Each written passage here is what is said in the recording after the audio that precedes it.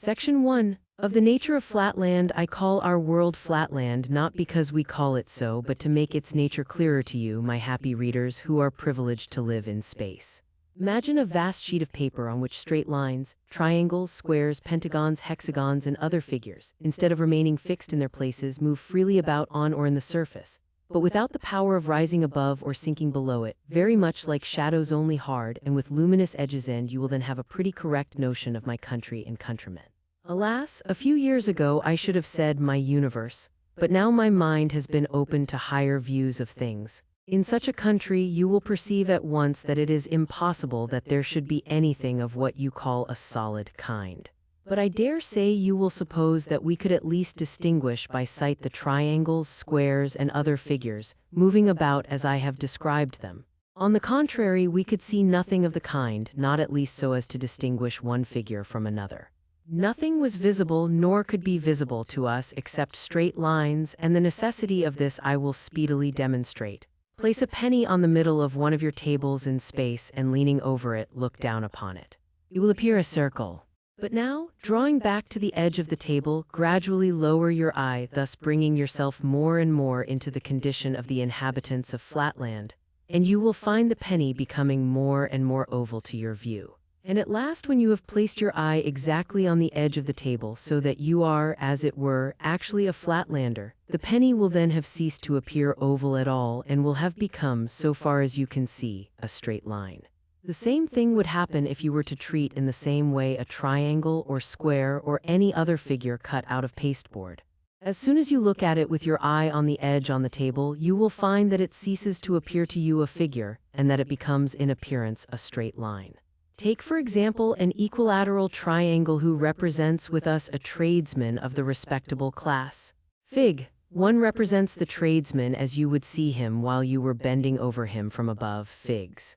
2 and 3 represent the tradesman as you would see him if your eye were close to the level or all but on the level of the table. And if your eye were quite on the level of the table, and that is how we see him in Flatland, you would see nothing but a straight line. When I was in Spaceland, I heard that your sailors have very similar experiences while they traverse your seas and discern some distant island or coast lying on the horizon.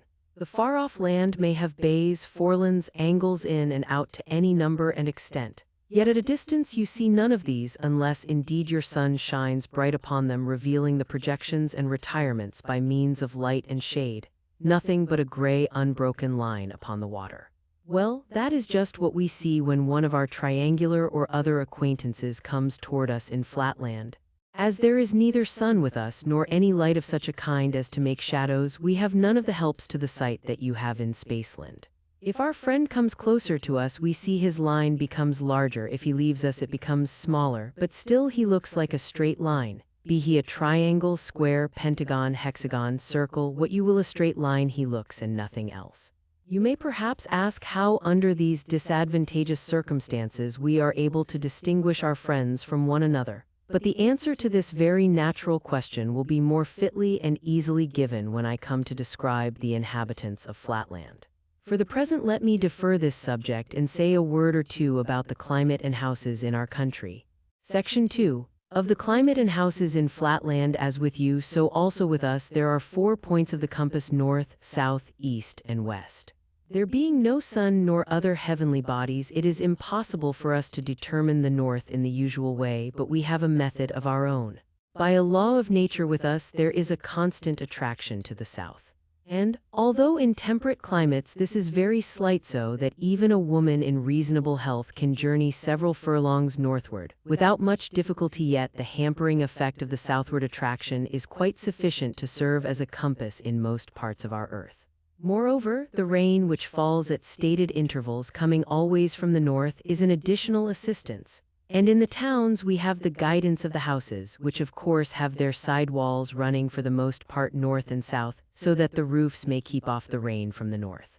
In the country where there are no houses, the trunks of the trees serve as some sort of guide.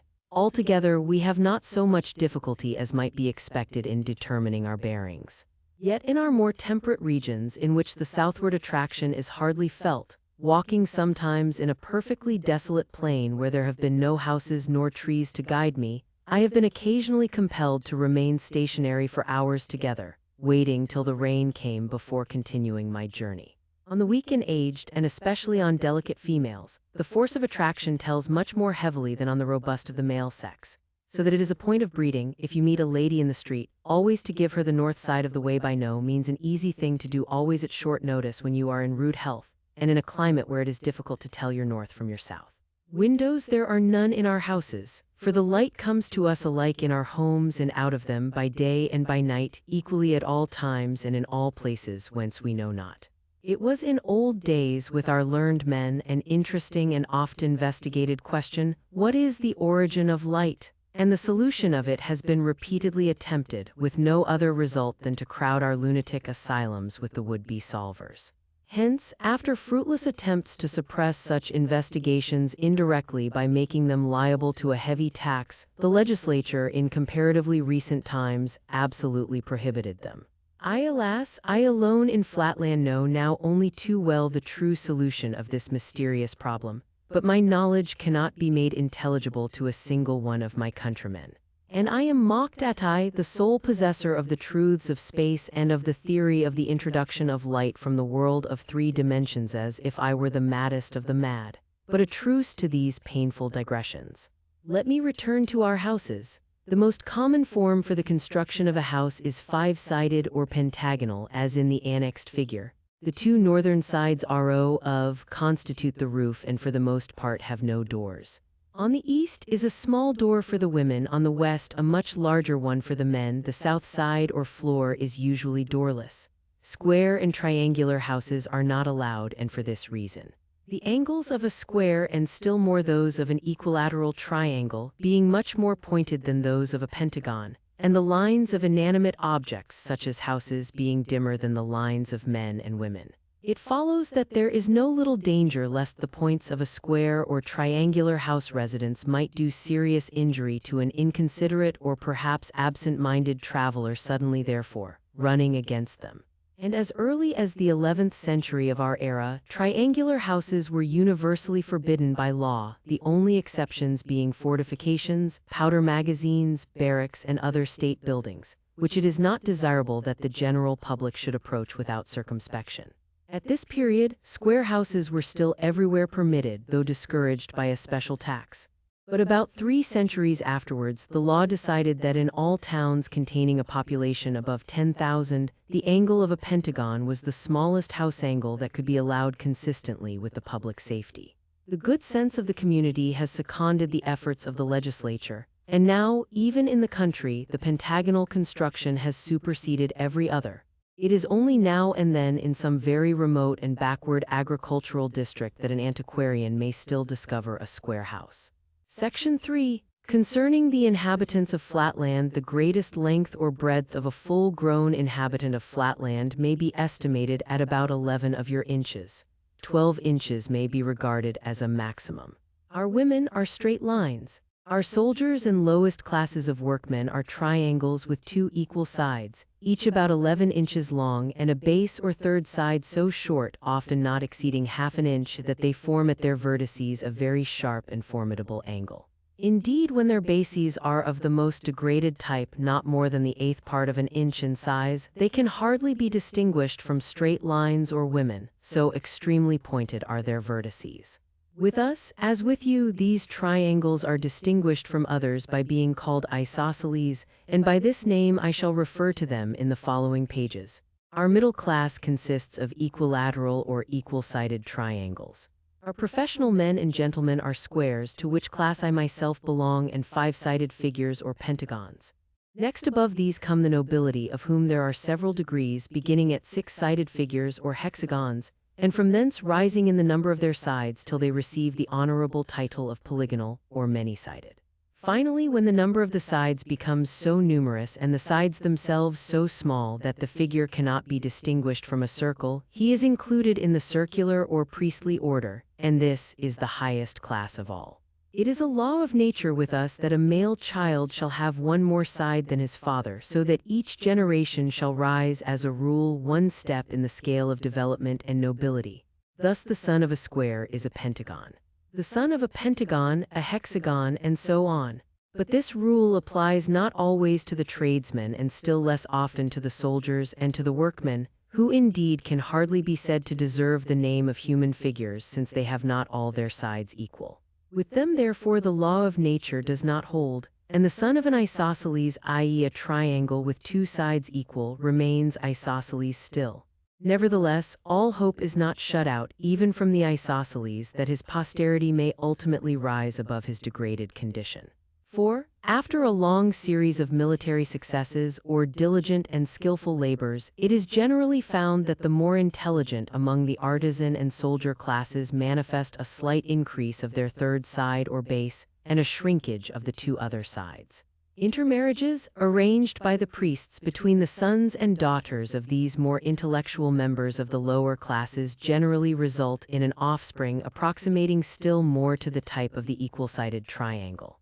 Rarely in proportion to the vast numbers of isosceles births is a genuine and certifiable equal-sided triangle produced from isosceles parents. Note, what need of a certificate, a Spaceland critic may ask. Is not the procreation of a square son a certificate from nature herself, proving the equal-sidedness of the father? I reply that no lady of any position will marry an uncertified triangle. Square offspring has sometimes resulted from a slightly irregular triangle, but in almost every such case the irregularity of the first generation is visited on the third, which either fails to attain the pentagonal rank or relapses to the triangular.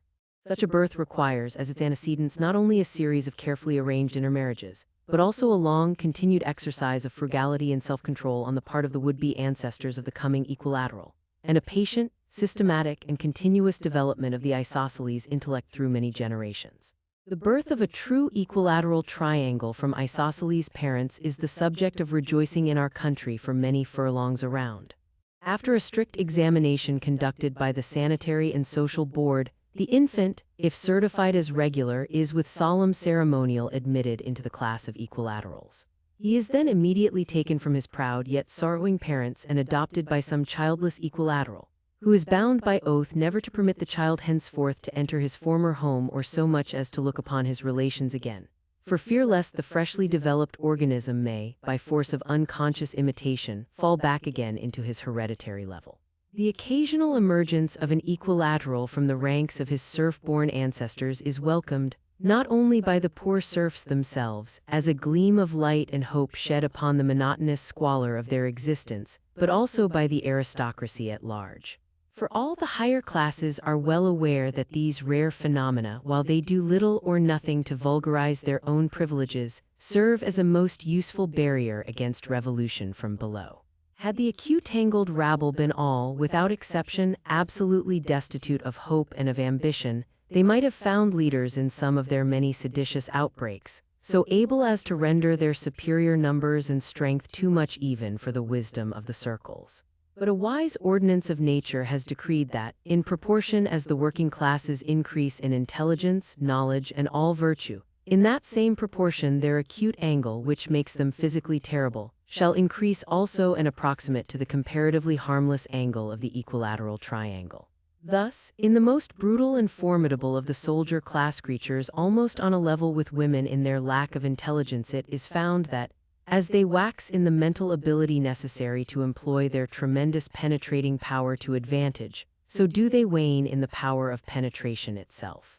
How admirable is this law of compensation, and how perfect a proof of the natural fitness and, I may almost say, the divine origin of the aristocratic constitution of the states in Flatland.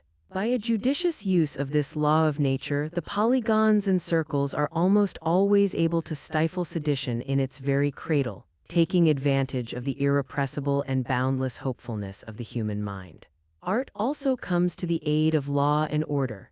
It is generally found possible by a little artificial compression or expansion on the part of the state physicians to make some of the more intelligent leaders of a rebellion perfectly regular, and to admit them at once into the privileged classes. A much larger number who are still below the standard, allured by the prospect of being ultimately ennobled, are induced to enter the state hospitals where they are kept in honorable confinement for life. One or two alone of the more obstinate, foolish, and hopelessly irregular are led to execution.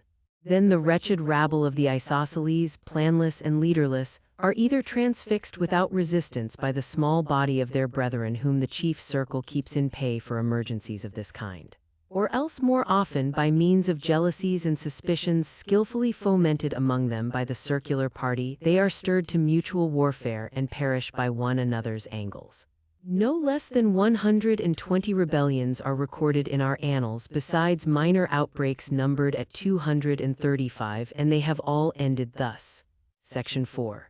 Concerning the women, if our highly pointed triangles of the soldier class are formidable, it may be readily inferred that far more formidable are our women. For if a soldier is a wedge, a woman is a needle. Being, so to speak, all point at least at the two extremities. Add to this the power of making herself practically invisible at will, and you will perceive that a female in Flatland is a creature by no means to be trifled with. But here, perhaps, some of my younger readers may ask how a woman in Flatland can make herself invisible. This ought, I think, to be apparent without any explanation. However, a few words will make it clear to the most unreflecting. Place a needle on a table. Then, with your eye on the level of the table, look at it sideways and you see the whole length of it, but look at it endways and you see nothing but a point. It has become practically invisible. Just so is it with one of our women. When her side is turned towards us, we see her as a straight line. When the end containing her eye or mouth, for with us these two organs are identical as the part that meets our eye, then we see nothing but a highly lustrous point. But when the back is presented to our view, then being only sublustrous, and indeed almost as dim as an inanimate object, her hinder extremity serves her as a kind of invisible cap. The dangers to which we are exposed from our women must now be manifest to the meanest capacity in Spaceland. If even the angle of a respectable triangle in the middle class is not without its dangers. If to run against a working man involves a gash, if collision with an officer of the military class necessitates a serious wound, if a mere touch from the vertex of a private soldier brings with it danger of death, what can it be to run against a woman except absolute and immediate destruction? And when a woman is invisible or visible only as a dim sublustrous point, how difficult must it be, even for the most cautious, always to avoid collision?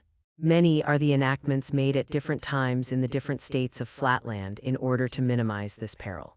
And in the southern and less temperate climates where the force of gravitation is greater and human beings more liable to casual and involuntary motions, the laws concerning women are naturally much more stringent. But a general view of the code may be obtained from the following summary. 1. Every house shall have one entrance in the eastern side for the use of females only, by which all females shall enter in a becoming and respectful manner, and not by the men's or western door. Note, when I was in Spaceland, I understood that some of your priestly circles have in the same way a separate entrance for villagers, farmers, and teachers of board schools. Spectator, Sept. 1884 p. 1255, that they may approach in a becoming and respectful manner. 2. No female shall walk in any public place without continually keeping up her piscry under penalty of death. 3. Any female, duly certified to be suffering from St. Vitus's dance, fits, chronic cold accompanied by violent sneezing, or any disease necessitating involuntary motions, shall be instantly destroyed. In some of the states there is an additional law forbidding females, under penalty of death, from walking or standing in any public place without moving their backs constantly from right to left so as to indicate their presence to those behind them. Others oblige a woman when traveling to be followed by one of her sons or servants or by her husband.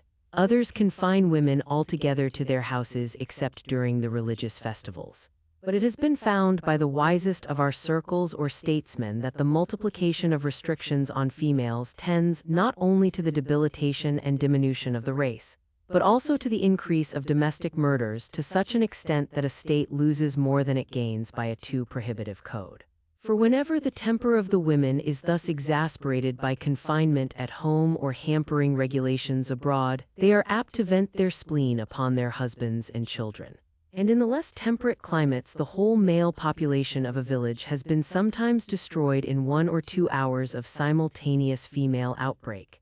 Hence the 3 laws mentioned above suffice for the better regulated states and may be accepted as a rough exemplification of our female code. After all, our principal safeguard is found not in legislature but in the interests of the women themselves. For, although they can inflict instantaneous death by a retrograde movement, yet unless they can at once disengage their stinging extremity from the struggling body of their victim, their own frail bodies are liable to be shattered. The power of fashion is also on our side. I pointed out that in some less civilized states no female is suffered to stand in any public place without swaying her back from right to left. This practice has been universal among ladies of any pretensions to breeding in all well-governed states, as far back as the memory of figures can reach. It is considered a disgrace to any state that legislation should have to enforce what ought to be, and is in every respectable female, a natural instinct. The rhythmical and, if I may so say, well-modulated undulation of the back in our ladies of circular rank is envied and imitated by the wife of a common equilateral, who can achieve nothing beyond a mere monotonous swing like the ticking of a pendulum. And the regular tick of the equilateral is no less admired and copied by the wife of the progressive and aspiring isosceles, in the females of whose family no back motion of any kind has become as yet a necessity of life. Hence, in every family of position and consideration, back motion is as prevalent as time itself, and the husbands and sons in these households enjoy immunity at least from invisible attacks. Not that it must be for a moment supposed that our women are destitute of affection, but unfortunately the passion of the moment predominates in the frail sex over every other consideration.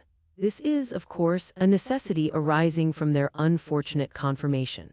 For as they have no pretensions to an angle, being inferior in this respect to the very lowest of the isosceles, they are consequently wholly devoid of brain power, and have neither reflection, judgment, nor forethought, and hardly any memory. Hence, in their fits of fury, they remember no claims and recognize no distinctions.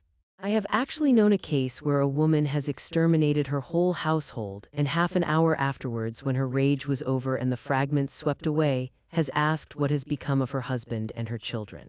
Obviously, then, a woman is not to be irritated as long as she is in a position where she can turn round. When you have them in their apartments which are constructed with a view to denying them that power, you can say and do what you like. For they are then wholly impotent for mischief, and will not remember a few minutes hence the incident for which they may be at this moment threatening you with death, nor the promises which you may have found it necessary to make in order to pacify their fury. On the whole, we get on pretty smoothly in our domestic relations, except in the lower strata of the military classes. There the want of tact and discretion on the part of the husbands produces at times indescribable disasters. Relying too much on the offensive weapons of their acute angles instead of the defensive organs of good sense and seasonable simulation, these reckless creatures too often neglect the prescribed construction of the women's apartments, or irritate their wives by ill-advised expressions out of doors, which they refuse immediately to retract. Moreover, a blunt and stolid regard for literal truth indisposes them to make those lavish promises by which the more judicious circle can in a moment pacify his consort. The result is massacre. Not, however, without its advantages, as it eliminates the more brutal and troublesome of the isosceles, and by many of our circles the destructiveness of the thinner sex is regarded as one among many providential arrangements for suppressing redundant population and nipping revolution in the bud. Yet even in our best regulated and most approximately circular families, I cannot say that the ideal of family life is so high as with you in Spaceland. There is peace, in so far as the absence of slaughter may be called by that name, but there is necessarily little harmony of tastes or pursuits. And the cautious wisdom of the circles has ensured safety at the cost of domestic comfort. In every circular or polygonal household, it has been a habit from time immemorial and now has become a kind of instinct among the women of our higher classes that the mothers and daughters should constantly keep their eyes and mouths towards their husband and his male friends. And for a lady in a family of distinction to turn her back upon her husband would be regarded as a kind of portent involving loss of status. But as I shall soon show, this custom, though it has the advantage of safety, is not without its disadvantages. In the house of the working man or respectable tradesman, where the wife is allowed to turn her back upon her husband, while pursuing her household avocations, there are at least intervals of quiet, when the wife is neither seen nor heard, except for the humming sound of the continuous peace cry. But in the homes of the upper classes there is too often no peace. There the voluble mouth and bright penetrating eye are ever directed towards the master of the household, and light itself is not more persistent than the stream of feminine discourse. The tact and skill which suffice to avert a woman's sting are unequal to the task of stopping a woman's mouth. And as the wife has absolutely nothing to say, and absolutely no constraint of wit, sense, or conscience to prevent her from saying it, not a few cynics have been found to aver that they prefer the danger of the death-dealing but inaudible sting to the safe sonorousness of a woman's other end. To my readers in Spaceland, the condition of our women may seem truly deplorable, and so, indeed, it is. A male of the lowest type of the isosceles may look forward to some improvement of his angle, and to the ultimate elevation of the whole of his degraded caste. But no woman can entertain such hopes for her sex. Once a woman, always a woman is a decree of nature, and the very laws of evolution seem suspended in her disfavor. Yet at least we can admire the wise prearrangement which has ordained that, as they have no hopes, so they shall have no memory to recall and no forethought to anticipate, the miseries and humiliations which are at once a necessity of their existence and the basis of the constitution of Flatland. Section 5.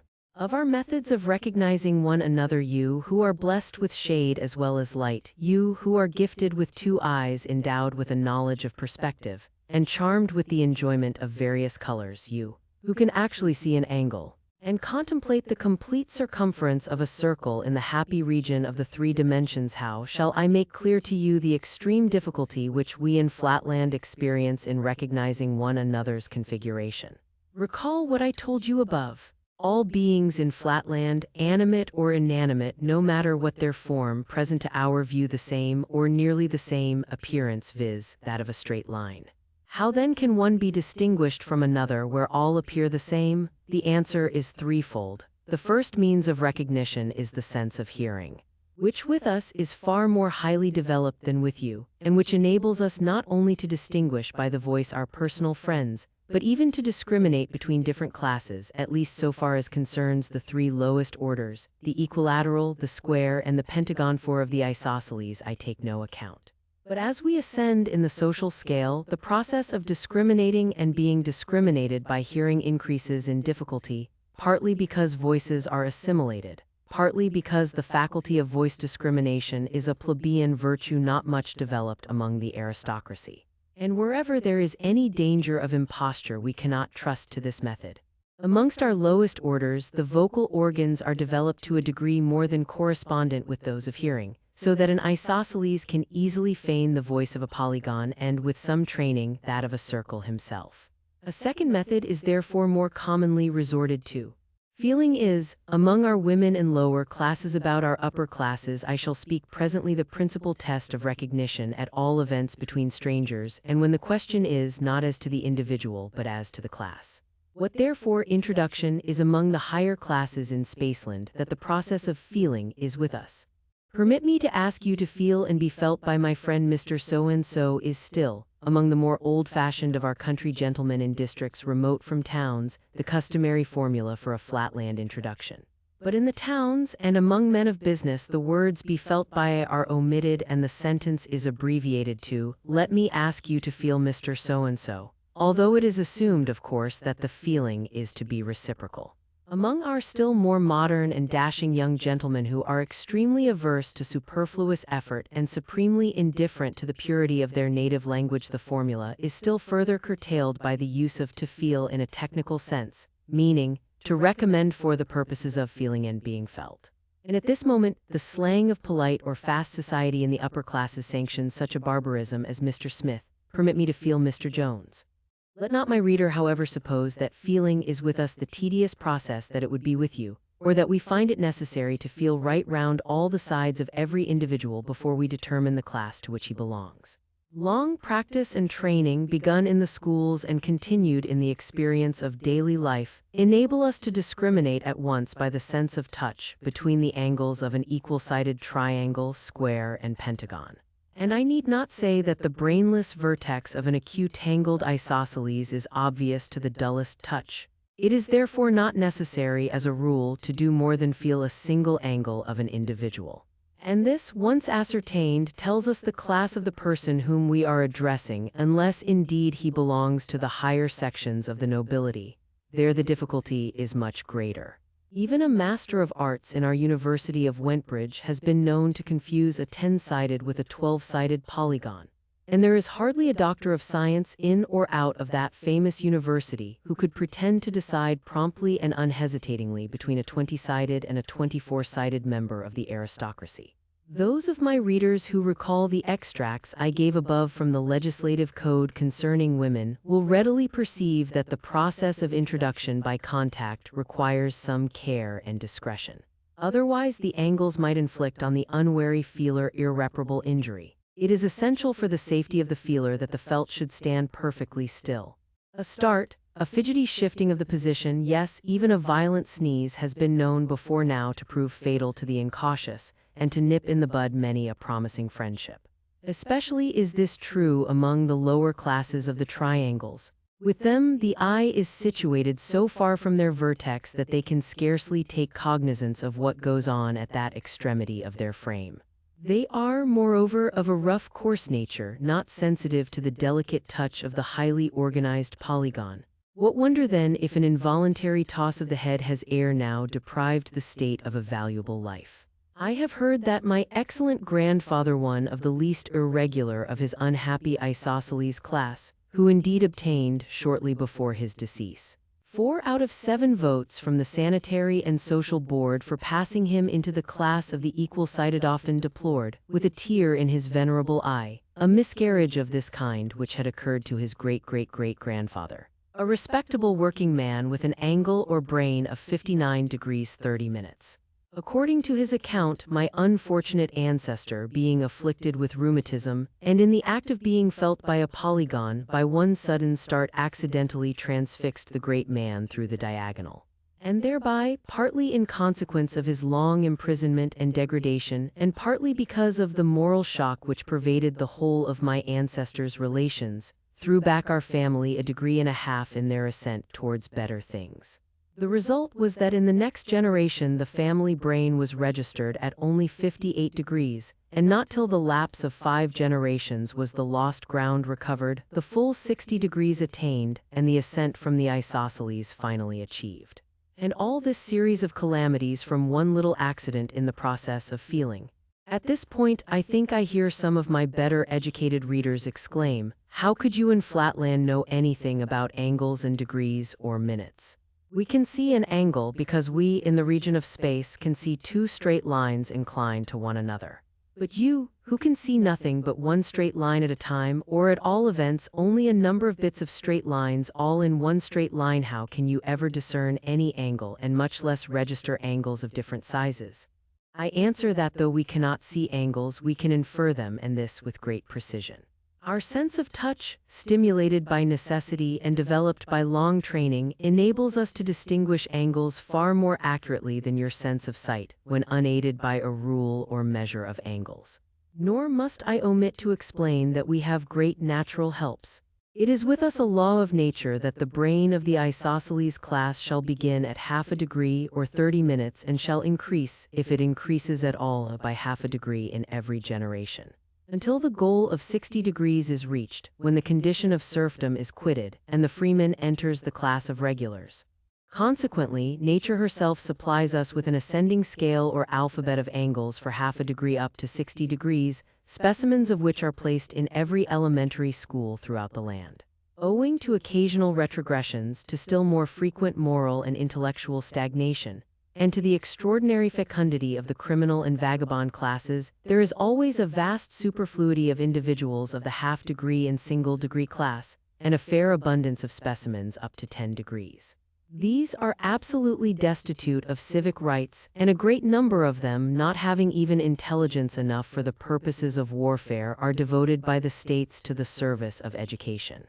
Fettered immovably so as to remove all possibility of danger, they are placed in the classrooms of our infant schools, and there they are utilized by the Board of Education for the purpose of imparting to the offspring of the middle classes that tact and intelligence of which these wretched creatures themselves are utterly devoid. In some states the specimens are occasionally fed and suffered to exist for several years. but in the more temperate and better regulated regions, it is found in the long run more advantageous for the educational interests of the young to dispense with food, and to renew the specimens every month, which is about the average duration of the foodless existence of the criminal class. In the cheaper schools, what is gained by the longer existence of the specimen is lost, partly in the expenditure for food and partly in the diminished accuracy of the angles, which are impaired after a few weeks of constant feeling. Nor must we forget to add, in enumerating the advantages of the more expensive system, that it tends, though slightly yet perceptibly, to the diminution of the redundant isosceles population, an object which every statesman in Flatland constantly keeps in view. On the whole, therefore, although I am not ignorant that in many popularly elected school boards there is a reaction in favor of the cheap system, as it is called, I am myself disposed to think that this is one of the many cases in which expense is the truest economy. But I must not allow questions of school board politics to divert me from my subject. Enough has been said, I trust, to show that recognition by feeling is not so tedious or indecisive a process as might have been supposed. And it is obviously more trustworthy than recognition by hearing. Still there remains, as has been pointed out above, the objection that this method is not without danger. For this reason, many in the middle and lower classes, and all without exception in the polygonal and circular orders, prefer a third method, the description of which shall be reserved for the next section. Section 6. Of recognition by sight I am about to appear very inconsistent. In previous sections I have said that all figures in Flatland present the appearance of a straight line, and it was added or implied that it is consequently impossible to distinguish by the visual organ between individuals of different classes. Yet now I am about to explain to my Spaceland critics how we are able to recognize one another by the sense of sight. If, however, the reader will take the trouble to refer to the passage in which recognition by feeling is stated to be universal, he will find this qualification among the lower classes. It is only among the higher classes and in our temperate climates that sight recognition is practiced. That this power exists in any regions and for any classes is the result of fog, which prevails during the greater part of the year in all parts save the torrid zones. That which is with you in Spaceland, an unmixed evil, blotting out the landscape, depressing the spirits, and enfeebling the health, is by us recognized as a blessing scarcely inferior to air itself, and as the nurse of arts and parent of sciences. But let me explain my meaning without further eulogies on this beneficent element. If fog were non-existent, all lines would appear equally and indistinguishably clear. And this is actually the case in those unhappy countries in which the atmosphere is perfectly dry and transparent. But wherever there is a rich supply of fog, objects that are at a distance, say of 3 feet, are appreciably dimmer than those at a distance of 2 feet 11 inches. And the result is that by careful and constant experimental observation of comparative dimness and clearness, we are enabled to infer with great exactness the configuration of the object observed. An instance will do more than a volume of generalities to make my meaning clear. Suppose I see 2 individuals approaching whose rank I wish to ascertain. They are, we will suppose, a merchant and a physician, or in other words, an equilateral triangle and a pentagon. How am I to distinguish them? It will be obvious to every child in Spaceland who has touched the threshold of geometrical studies that, if I can bring my eye so that its glance may bisect an angle A of the approaching stranger, my view will lie as it were evenly between his 2 sides that are next to me, viz. CA and OB, so that I shall contemplate the 2 impartially and both will appear of the same size. Now in the case of one, the merchant, what shall I see? I shall see a straight line DAE in which the middle point A will be very bright because it is nearest to me. But on either side the line will shade away rapidly into dimness, because the sides AC and OB recede rapidly into the fog, and what appear to me as the merchant's extremities, viz. D and E, will be very dim indeed. On the other hand, in the case of 2, the physician, though I shall here also see a line DE with a bright center A, yet it will shade away less rapidly into dimness because the sides EC, UB recede less rapidly into the fog. And what appear to me the physician's extremities, viz. D and E, will not be so dim as the extremities of the merchant. The reader will probably understand from these 2 instances how after a very long training supplemented by constant experience it is possible for the well-educated classes among us to discriminate with fair accuracy between the middle and lowest orders, by the sense of sight. If my Spaceland patrons have grasped this general conception so far as to conceive the possibility of it and not to reject my account as altogether incredible, I shall have attained all I can reasonably expect. Were I to attempt further details, I should only perplex.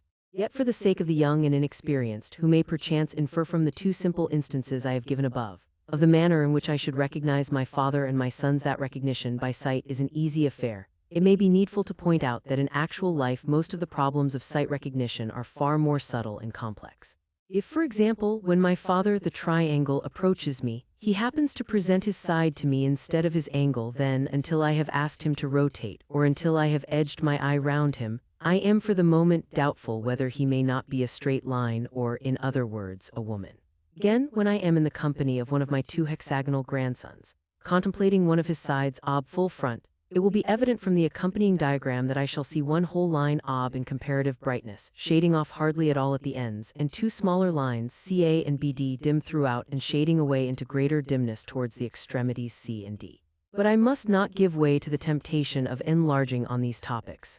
The meanest mathematician in Spaceland will readily believe me when I assert that the problems of life which present themselves to the well-educated when they are themselves in motion, rotating, advancing, or retreating, and at the same time attempting to discriminate by the sense of sight between a number of polygons of high rank moving in different directions, as for example in a ballroom or conversazione, must be of a nature to task the angularity of the most intellectual, and amply justify the rich endowments of the learned professors of geometry, both static and kinetic, in the illustrious University of Wentbridge, where the science and art of sight recognition are regularly taught to large classes of the elite of the States. It is only a few of the scions of our noblest and wealthiest houses who are able to give the time and money necessary for the thorough prosecution of this noble and valuable art. Even to me, a mathematician of no mean standing and the grandfather of two most hopeful and perfectly regular hexagons, to find myself in the midst of a crowd of rotating polygons of the higher classes is occasionally very perplexing. And of course to a common tradesman or serf, such a sight is almost as unintelligible as it would be to you, my reader, were you suddenly transported into our country. In such a crowd you could see on all sides of you nothing but a line, apparently straight, but of which the parts would vary irregularly and perpetually in brightness or dimness. Even if you had completed your third year in the pentagonal and hexagonal classes in the university and were perfect in the theory of the subject, you would still find that there was need of many years of experience before you could move in a fashionable crowd without jostling against your betters, whom it is against etiquette to ask to feel, and who, by their superior culture and breeding, know all about your movements, while you know very little or nothing about theirs. In a word, to comport oneself with perfect propriety in polygonal society, one ought to be a polygon oneself. Such at least is the painful teaching of my experience. It is astonishing how much the artor, I may almost call it instinct of sight recognition, is developed by the habitual practice of it and by the avoidance of the custom of feeling. Just as, with you, the deaf and dumb, if once allowed to gesticulate and to use the hand alphabet, will never acquire the more difficult but far more valuable art of lip speech and lip reading, so it is with us as regards seeing and feeling. None who in early life resort to feeling will ever learn seeing in perfection. For this reason, among our higher classes, feeling is discouraged or absolutely forbidden. From the cradle, their children, instead of going to the public elementary schools where the art of feeling is taught, are sent to higher seminaries of an exclusive character.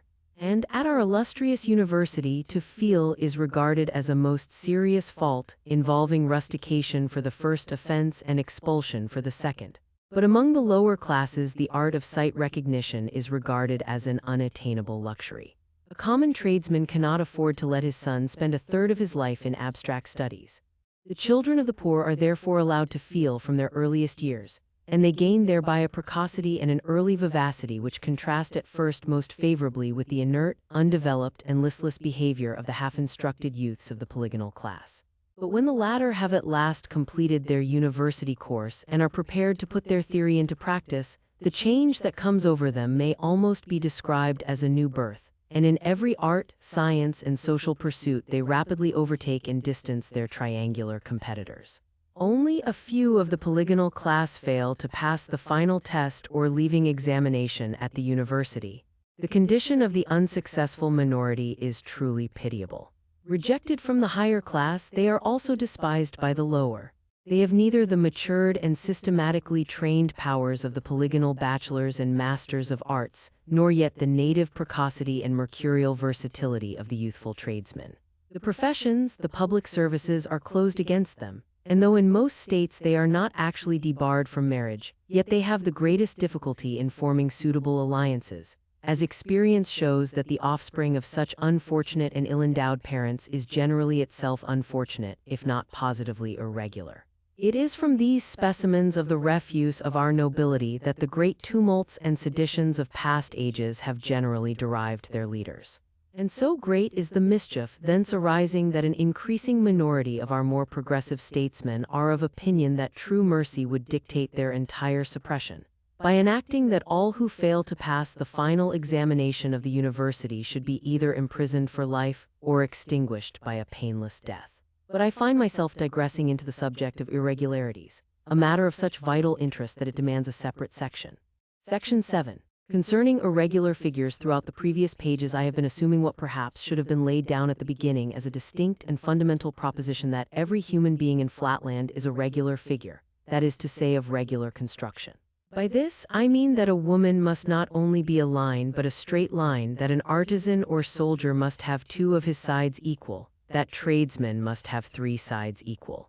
Lawyers, of which class I am a humble member, 4 sides equal, and generally that in every polygon all the sides must be equal. The size of the sides would of course depend upon the age of the individual. A female at birth would be about an inch long, while a tall adult woman might extend to a foot. As to the males of every class, it may be roughly said that the length of an adult's sides when added together is 2 feet or a little more. But the size of our sides is not under consideration. I am speaking of the equality of sides, and it does not need much reflection to see that the whole of the social life in Flatland rests upon the fundamental fact that nature wills all figures to have their sides equal. If our sides were unequal, our angles might be unequal. Instead of its being sufficient to feel or estimate by sight a single angle in order to determine the form of an individual, it would be necessary to ascertain each angle by the experiment of feeling. But life would be too short for such a tedious grouping.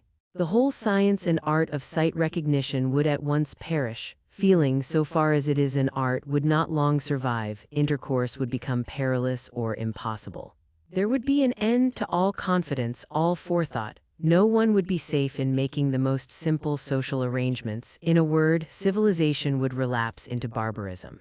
Am I going too fast to carry my readers with me to these obvious conclusions? Surely a moment's reflection and a single instance from common life must convince everyone that our whole social system is based upon regularity or equality of angles. You meet, for example, 2 or 3 tradesmen in the street, whom you recognize at once to be tradesmen by a glance at their angles and rapidly bedimmed sides, and you ask them to step into your house to lunch.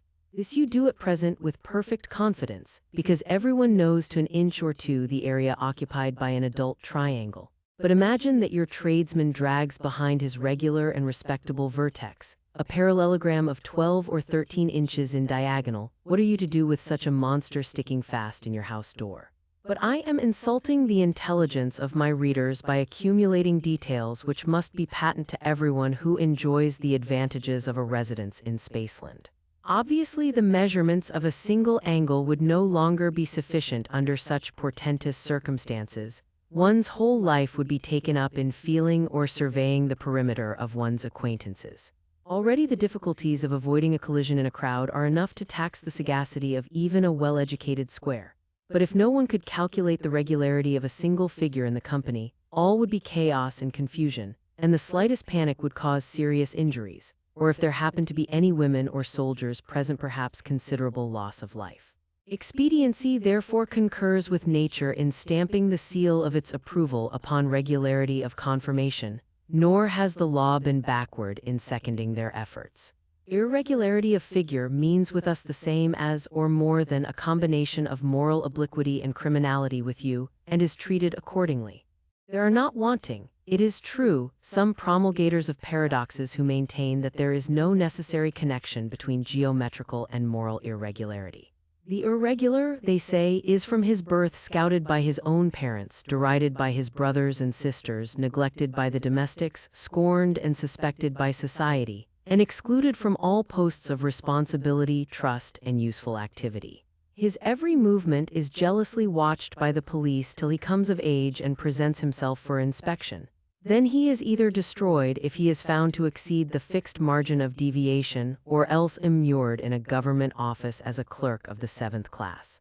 Prevented from marriage, forced to drudge at an uninteresting occupation for a miserable stipend, obliged to live and board at the office and to take even his vacation under close supervision.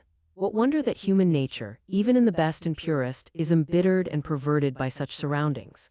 All this very plausible reasoning does not convince me, as it has not convinced the wisest of our statesmen, that our ancestors erred in laying it down as an axiom of policy that the toleration of irregularity is incompatible with the safety of the state. Doubtless, the life of an irregular is hard, but the interests of the greater number require that it shall be hard.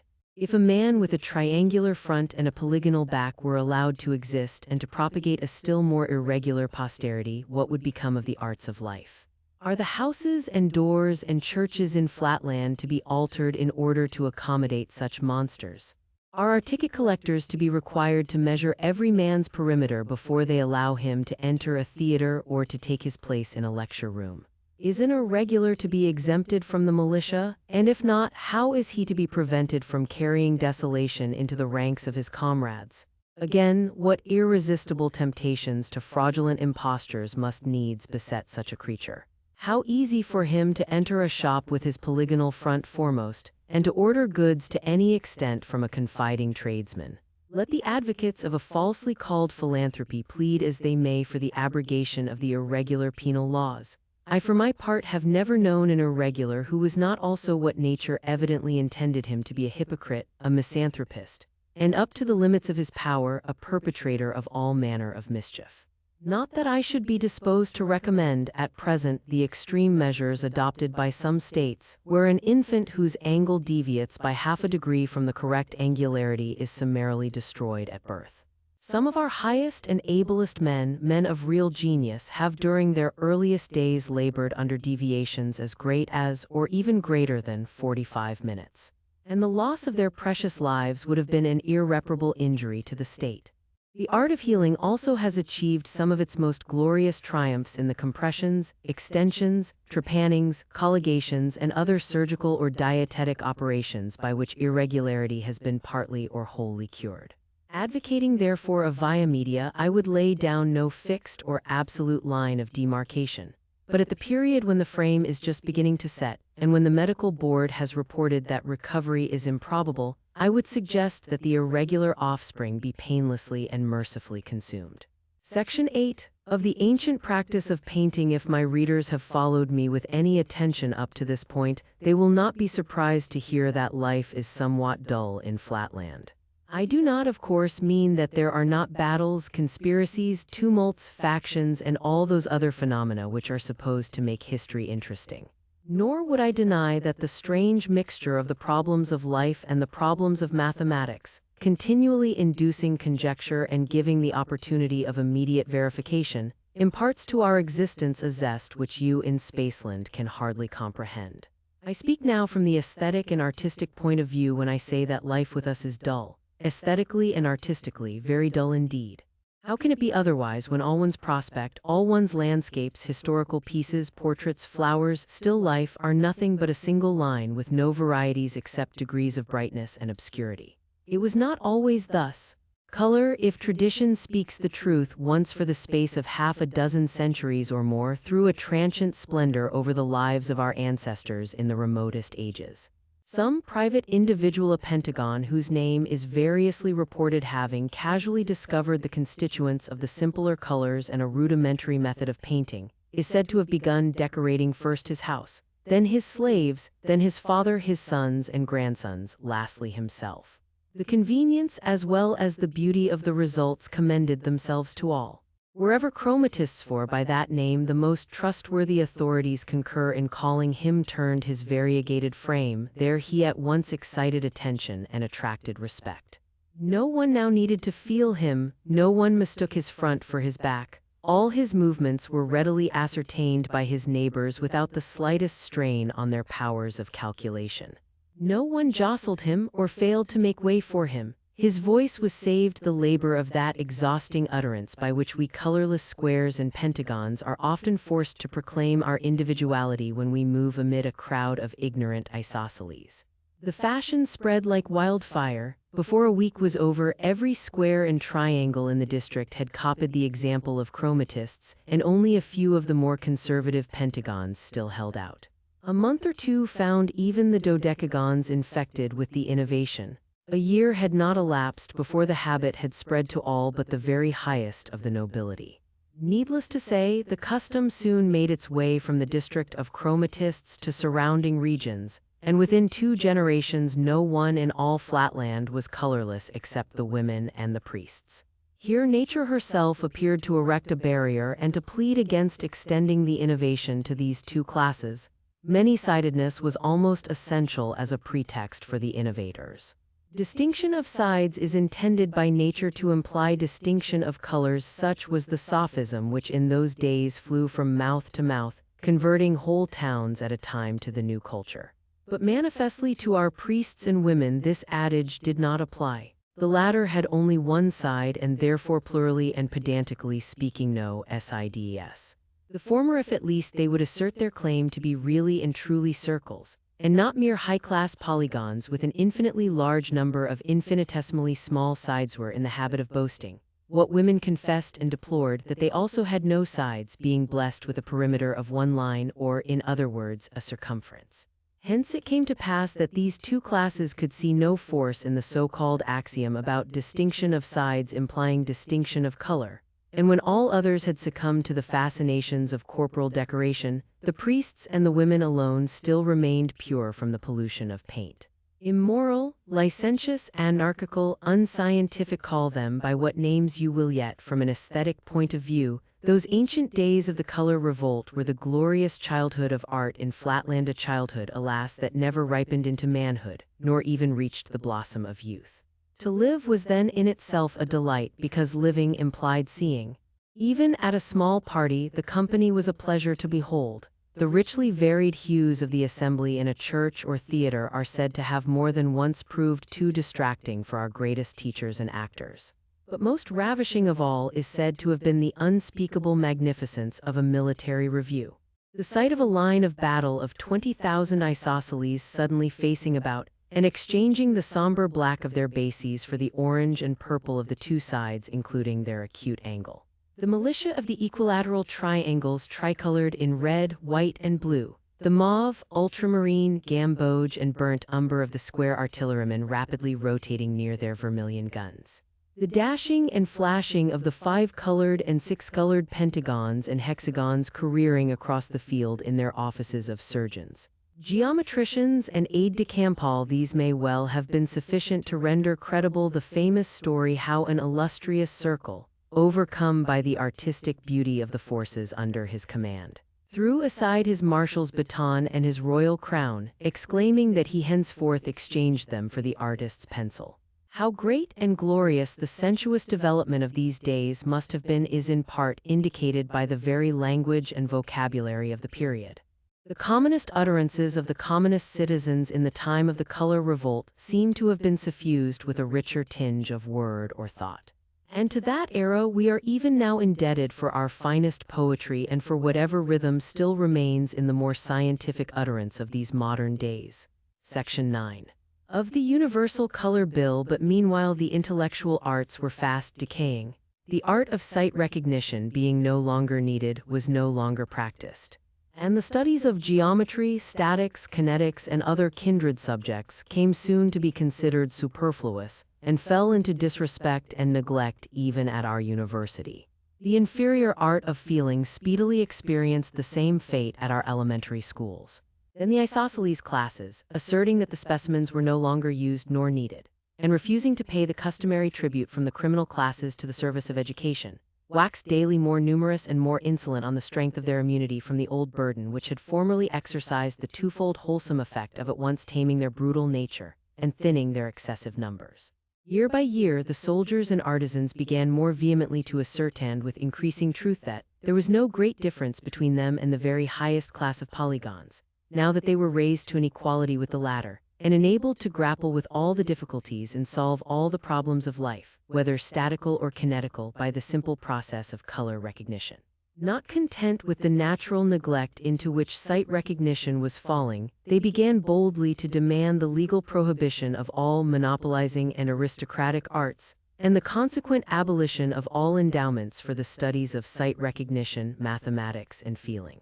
Soon, they began to insist that inasmuch as color, which was a second nature, had destroyed the need of aristocratic distinctions, the law should follow in the same path, and that henceforth all individuals and all classes should be recognized as absolutely equal and entitled to equal rights.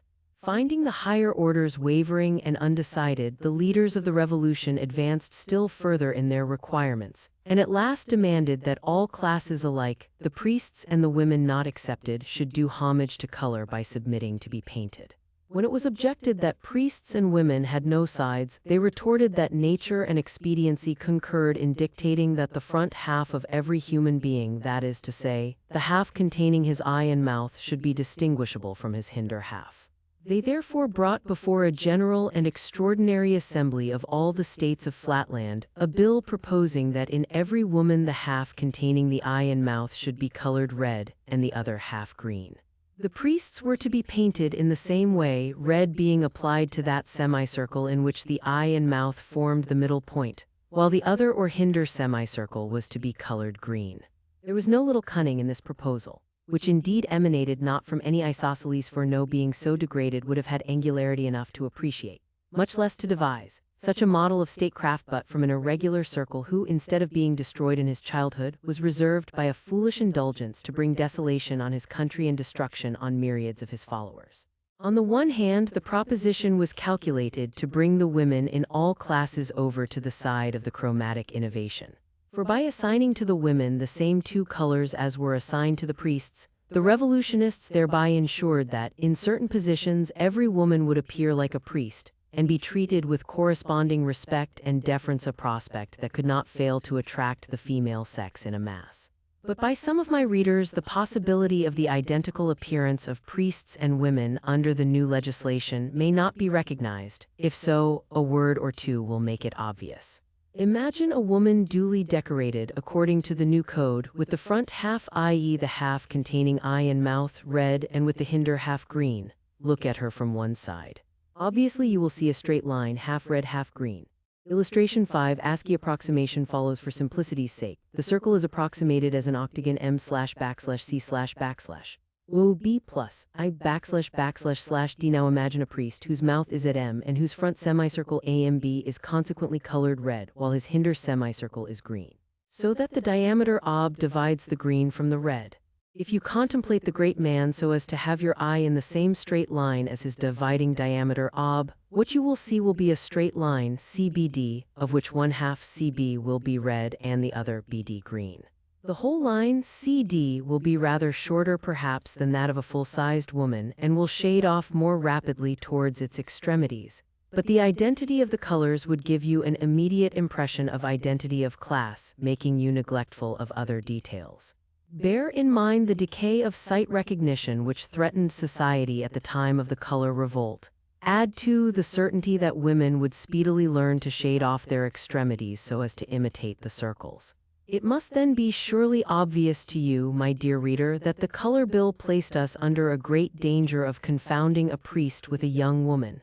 How attractive this prospect must have been to the frail sex may readily be imagined. They anticipated with delight the confusion that would ensue. At home they might hear political and ecclesiastical secrets intended not for them but for their husbands and brothers, and might even issue commands in the name of a priestly circle.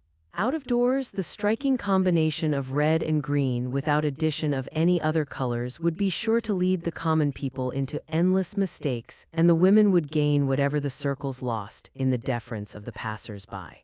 As for the scandal that would befall the circular class if the frivolous and unseemly conduct of the women were imputed to them, and as to the consequent subversion of the Constitution, the female sex could not be expected to give a thought to these considerations.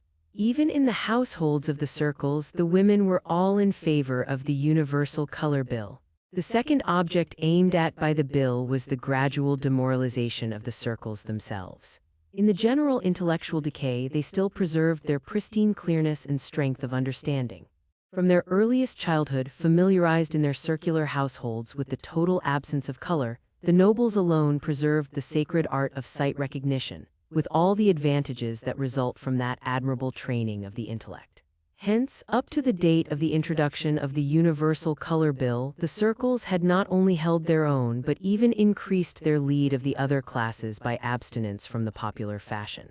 Now therefore the artful irregular whom I described above as the real author of this diabolical bill, determined at one blow to lower the status of the hierarchy by forcing them to submit to the pollution of color, and at the same time to destroy their domestic opportunities of training in the art of sight recognition, so as to enfeeble their intellects by depriving them of their pure and colorless homes. Once subjected to the chromatic taint, every parental and every childish circle would demoralize each other.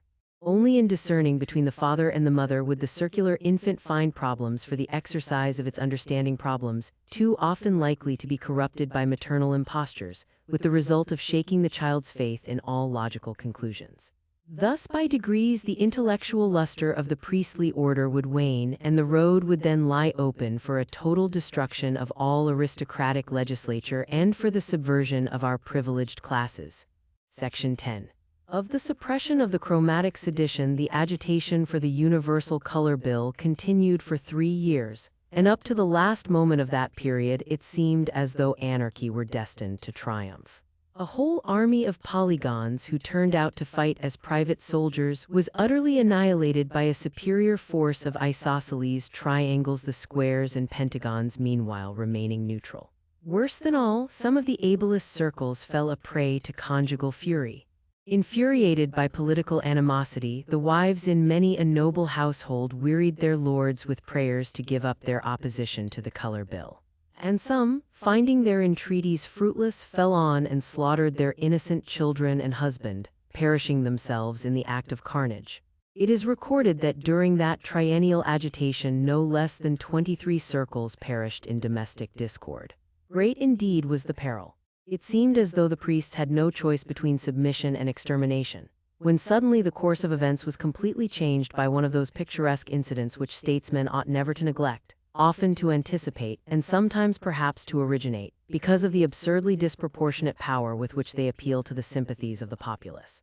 It happened that an isosceles of a low type, with a brain little if at all above 4 degrees, accidentally dabbling in the colors of some tradesman whose shop he had plundered, painted himself, or caused himself to be painted, for the story varies, with the 12 colors of a dodecagon.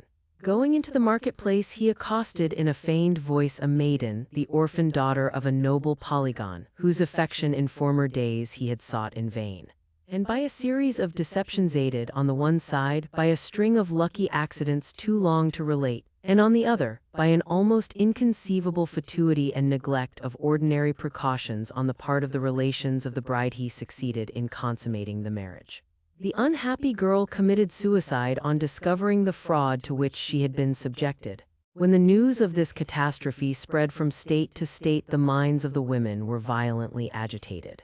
Sympathy with the miserable victim and anticipations of similar deceptions for themselves, their sisters, and their daughters made them now regard the color bill in an entirely new aspect. Not a few openly avowed themselves converted to antagonism, the rest needed only a slight stimulus to make a similar avowal. Seizing this favorable opportunity, the circles hastily convened an extraordinary assembly of the states. And besides the usual guard of convicts, they secured the attendance of a large number of reactionary women. Amidst an unprecedented concourse, the chief circle of those days, by name Pantacyclus, arose to find himself hissed and hooted by 120,000 isosceles. But he secured silence by declaring that henceforth the circles would enter on a policy of concession. Yielding to the wishes of the majority, they would accept the color bill. The uproar being at once converted to applause, he invited chromatists, the leader of the sedition, into the center of the hall to receive in the name of his followers the submission of the hierarchy. Then followed a speech, a masterpiece of rhetoric which occupied nearly a day in the delivery, and to which no summary can do justice. With a grave appearance of impartiality, he declared that as they were now finally committing themselves to reform or innovation, it was desirable that they should take one last view of the perimeter of the whole subject, its defects as well as its advantages. Gradually introducing the mention of the dangers to the tradesmen, the professional classes, and the gentlemen, he silenced the rising murmurs of the isosceles by reminding them that, in spite of all these defects, he was willing to accept the bill if it was approved by the majority. But it was manifest that all except the isosceles were moved by his words and were either neutral or averse to the bill. Turning now to the workmen, he asserted that their interests must not be neglected, and that, if they intended to accept the color bill, they ought at least to do so with full view of the consequences. Many of them, he said, were on the point of being admitted to the class of the regular triangles, others anticipated for their children a distinction they could not hope for themselves. That honorable ambition would now have to be sacrificed. With the universal adoption of color, all distinctions would cease. Regularity would be confused with irregularity. Development would give place to retrogression. The workman would in a few generations be degraded to the level of the military or even the convict class. Political power would be in the hands of the greatest number, that is to say the criminal classes, who were already more numerous than the workmen, and would soon outnumber all the other classes put together when the usual compensative laws of nature were violated. A subdued murmur of assent ran through the ranks of the artisans, and chromatists in alarm attempted to step forward and address them. But he found himself encompassed with guards and forced to remain silent while the chief circle in a few impassioned words made a final appeal to the women, exclaiming that if the color bill passed, no marriage would henceforth be safe, no woman's honor secure. Fraud, deception, hypocrisy would pervade every household. Domestic bliss would share the fate of the Constitution and pass to speedy perdition. Sooner than this, he cried, come death. At these words, which were the preconcerted signal for action, the isosceles convicts fell on and transfixed the wretched chromatists. The regular classes, opening their ranks, made way for a band of women who, under direction of the circles, moved back foremost, invisibly and unerringly upon the unconscious soldiers. The artisans, imitating the example of their betters, also opened their ranks. Meantime, bands of convicts occupied every entrance with an impenetrable phalanx. The battle, or rather carnage, was of short duration. Under the skillful generalship of the circles, almost every woman's charge was fatal, and very many extracted their sting uninjured, ready for a second slaughter. But no second blow was needed. The rabble of the isosceles did the rest of the business for themselves. Surprised, leaderless, attacked in front by invisible foes, and finding egress cut off by the convicts behind them, they at once after their manner lost all presence of mind and raised the cry of treachery. This sealed their fate. Every isosceles now saw and felt a foe in every other. In half an hour not one of that vast multitude was living, and the fragments of 700,000 of the criminal class slain by one another's angles attested the triumph of order. The circles delayed not to push their victory to the uttermost. The working men they spared but decimated. The militia of the equilaterals was at once called out, and every triangle suspected of irregularity on reasonable grounds was destroyed by court-martial, without the formality of exact measurement by the social board. The homes of the military and artisan classes were inspected in a course of visitations extending through upwards of a year. And during that period every town, village, and hamlet was systematically purged of that excess of the lower orders which had been brought about by the neglect to pay the tribute of criminals to the schools and university, and by the violation of the other natural laws of the Constitution of Flatland. Thus the balance of classes was again restored. Needless to say that henceforth the use of color was abolished and its possession prohibited. Even the utterance of any word denoting color, except by the circles or by qualified scientific teachers, was punished by a severe penalty. Only at our university, in some of the very highest and most esoteric classes which I myself have never been privileged to attend it, is understood that the sparing use of color is still sanctioned for the purpose of illustrating some of the deeper problems of mathematics. But of this I can only speak from hearsay. Elsewhere in Flatland, color is now non-existent. The art of making it is known to only one living person, the chief circle for the time being. And by him it is handed down on his deathbed to none but his successor. One manufactory alone produces it, and lest the secret should be betrayed, the workmen are annually consumed and fresh ones introduced. So great is the terror with which even now our aristocracy looks back to the far distant days of the agitation for the Universal Color Bill. Section 11. Concerning our priests, it is high time that I should pass from these brief and discursive notes about things in Flatland to the central event of this book, my initiation into the mysteries of space. That is my subject. All that has gone before is merely preface. For this reason I must omit many matters of which the explanation would not, I flatter myself, be without interest for my readers.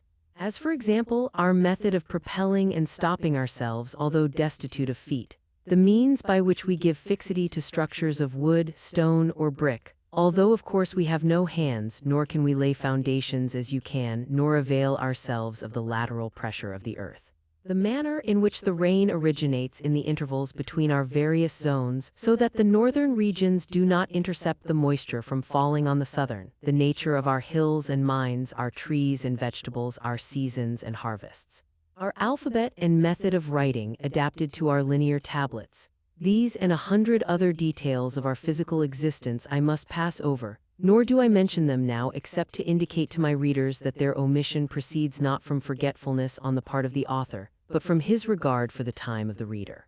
Yet before I proceed to my legitimate subject, some few final remarks will no doubt be expected by my readers upon those pillars and mainstays of the Constitution of Flatland, the controllers of our conduct and shapers of our destiny, the objects of universal homage and almost of adoration. Need I say that I mean our circles or priests? When I call them priests, let me not be understood as meaning no more than the term denotes with you. With us, our priests are administrators of all business, art, and science. Directors of trade, commerce, generalship, architecture, engineering, education, statesmanship, legislature, morality, theology. Doing nothing themselves, they are the causes of everything worth doing that is done by others.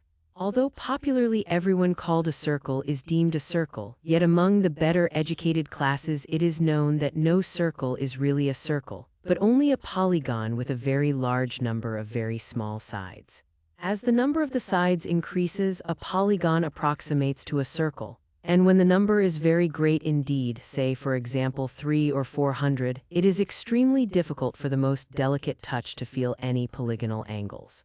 Let me say rather, it would be difficult, for as I have shown above, recognition by feeling is unknown among the highest society, and to feel a circle would be considered a most audacious insult. This habit of abstention from feeling in the best society enables a circle the more easily to sustain the veil of mystery in which, from his earliest years, he is wont to enwrap the exact nature of his perimeter or circumference. 3 feet being the average perimeter, it follows that, in a polygon of 300 sides, each side will be no more than the 100th part of a foot in length, or little more than the 10th part of an inch. And in a polygon of 600 or 700 sides, the sides are little larger than the diameter of a Spaceland pinhead. It is always assumed, by courtesy, that the chief circle for the time being has 10,000 sides. The ascent of the posterity of the circles in the social scale is not restricted, as it is among the lower regular classes, by the law of nature which limits the increase of sides to 1 in each generation. If it were so, the number of sides in a circle would be a mere question of pedigree and arithmetic, and the 497th descendant of an equilateral triangle would necessarily be a polygon with 500 sides. But this is not the case.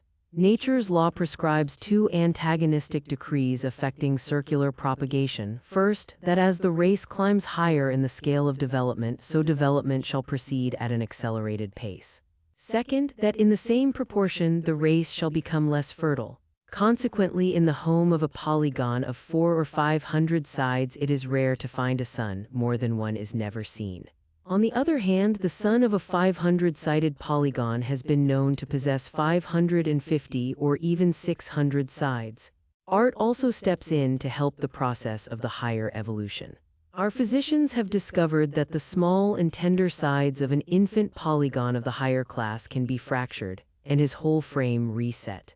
with such exactness that a polygon of 200 or 300 sides, sometimes by no means always, for the process is attended with serious risk, but sometimes overleaps 200 or 300 generations, and as it were doubles at a stroke the number of his progenitors and the nobility of his descent. Many a promising child is sacrificed in this way. Scarcely 1 out of 10 survives. Yet so strong is the parental ambition among those polygons who are, as it were, on the fringe of the circular class, that it is very rare to find a nobleman of that position in society who has neglected to place his firstborn in the circular neotherapeutic gymnasium before he has attained the age of a month. 1 year determines success or failure. At the end of that time, the child has, in all probability, added 1 more to the tombstones that crowd the neotherapeutic cemetery. But on rare occasions, a glad procession bears back the little one to his exultant parents, no longer a polygon but a circle, at least by courtesy. And a single instance of so blessed a result induces multitudes of polygonal parents to submit to similar domestic sacrifices which have a dissimilar issue. Section 12. Of the doctrine of our priests as to the doctrine of the circles, it may briefly be summed up in a single maxim: attend to your configuration. Whether political, ecclesiastical, or moral, all their teaching has for its object the improvement of individual and collective configuration, with special reference, of course, to the configuration of the circles, to which all other objects are subordinated. It is the merit of the circles that they have effectually suppressed those ancient heresies which led men to waste energy and sympathy in the vain belief that conduct depends upon will, effort, training, encouragement, praise, or anything else but configuration. It was Pantacyclus, the illustrious circle mentioned above, as the queller of the color revolt, who first convinced mankind that configuration makes the man. That if, for example, you are born an isosceles with 2 uneven sides, you will assuredly go wrong unless you have them made even, for which purpose you must go to the isosceles hospital. Similarly, if you are a triangle or square or even a polygon born with any irregularity, you must be taken to one of the regular hospitals to have your disease cured. Otherwise you will end your days in the state prison or by the angle of the state executioner. All faults or defects, from the slightest misconduct to the most flagitious crime, Pantacyclus attributed to some deviation from perfect regularity in the bodily figure, caused perhaps, if not congenital, by some collision in a crowd, by neglect to take exercise, or by taking too much of it, or even by a sudden change of temperature resulting in a shrinkage or expansion in some too susceptible part of the frame. Therefore, concluded that illustrious philosopher, neither good conduct nor bad conduct is a fit subject, in any sober estimation, for either praise or blame. For why should you praise, for example, the integrity of a square who faithfully defends the interests of his client, when you ought in reality rather to admire the exact precision of his right angles? Or again, why blame a lying, thievish isosceles when you ought rather to deplore the incurable inequality of his sides? Theoretically, this doctrine is unquestionable, but it has practical drawbacks. In dealing with an isosceles, if a rascal pleads that he cannot help stealing because of his unevenness, you reply that for that very reason, because he cannot help being a nuisance to his neighbors, you, the magistrate, cannot help sentencing him to be consumed, and there's an end of the matter. But in little domestic difficulties where the penalty of consumption or death is out of the question, this theory of configuration sometimes comes in awkwardly.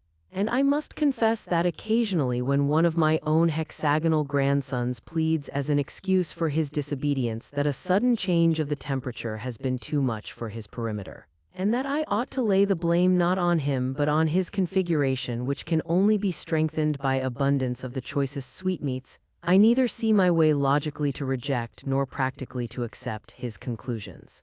For my own part, I find it best to assume that a good sound scolding or castigation has some latent and strengthening influence on my grandson's configuration, though I own that I have no grounds for thinking so. At all events, I am not alone in my way of extricating myself from this dilemma. For I find that many of the highest circles, sitting as judges in law courts, use praise and blame towards regular and irregular figures. And in their homes I know by experience that when scolding their children they speak about right or wrong as vehemently and passionately as if they believed that these names represented real existences, and that a human figure is really capable of choosing between them. Constantly carrying out their policy of making configuration the leading idea in every mind, The circles reverse the nature of that commandment which in Spaceland regulates the relations between parents and children. With you, children are taught to honor their parents. With us next to the circles, who are the chief object of universal homage, a man is taught to honor his grandson if he has one, or, if not, his son. By honor, however, is by no means meant indulgence, but a reverent regard for their highest interests. And the circles teach that the duty of fathers is to subordinate their own interests to those of posterity, thereby advancing the welfare of the whole state as well as that of their own immediate descendants. The weak point in the system of the circles, if a humble square may venture to speak of anything circular as containing any element of weakness, appears to me to be found in their relations with women.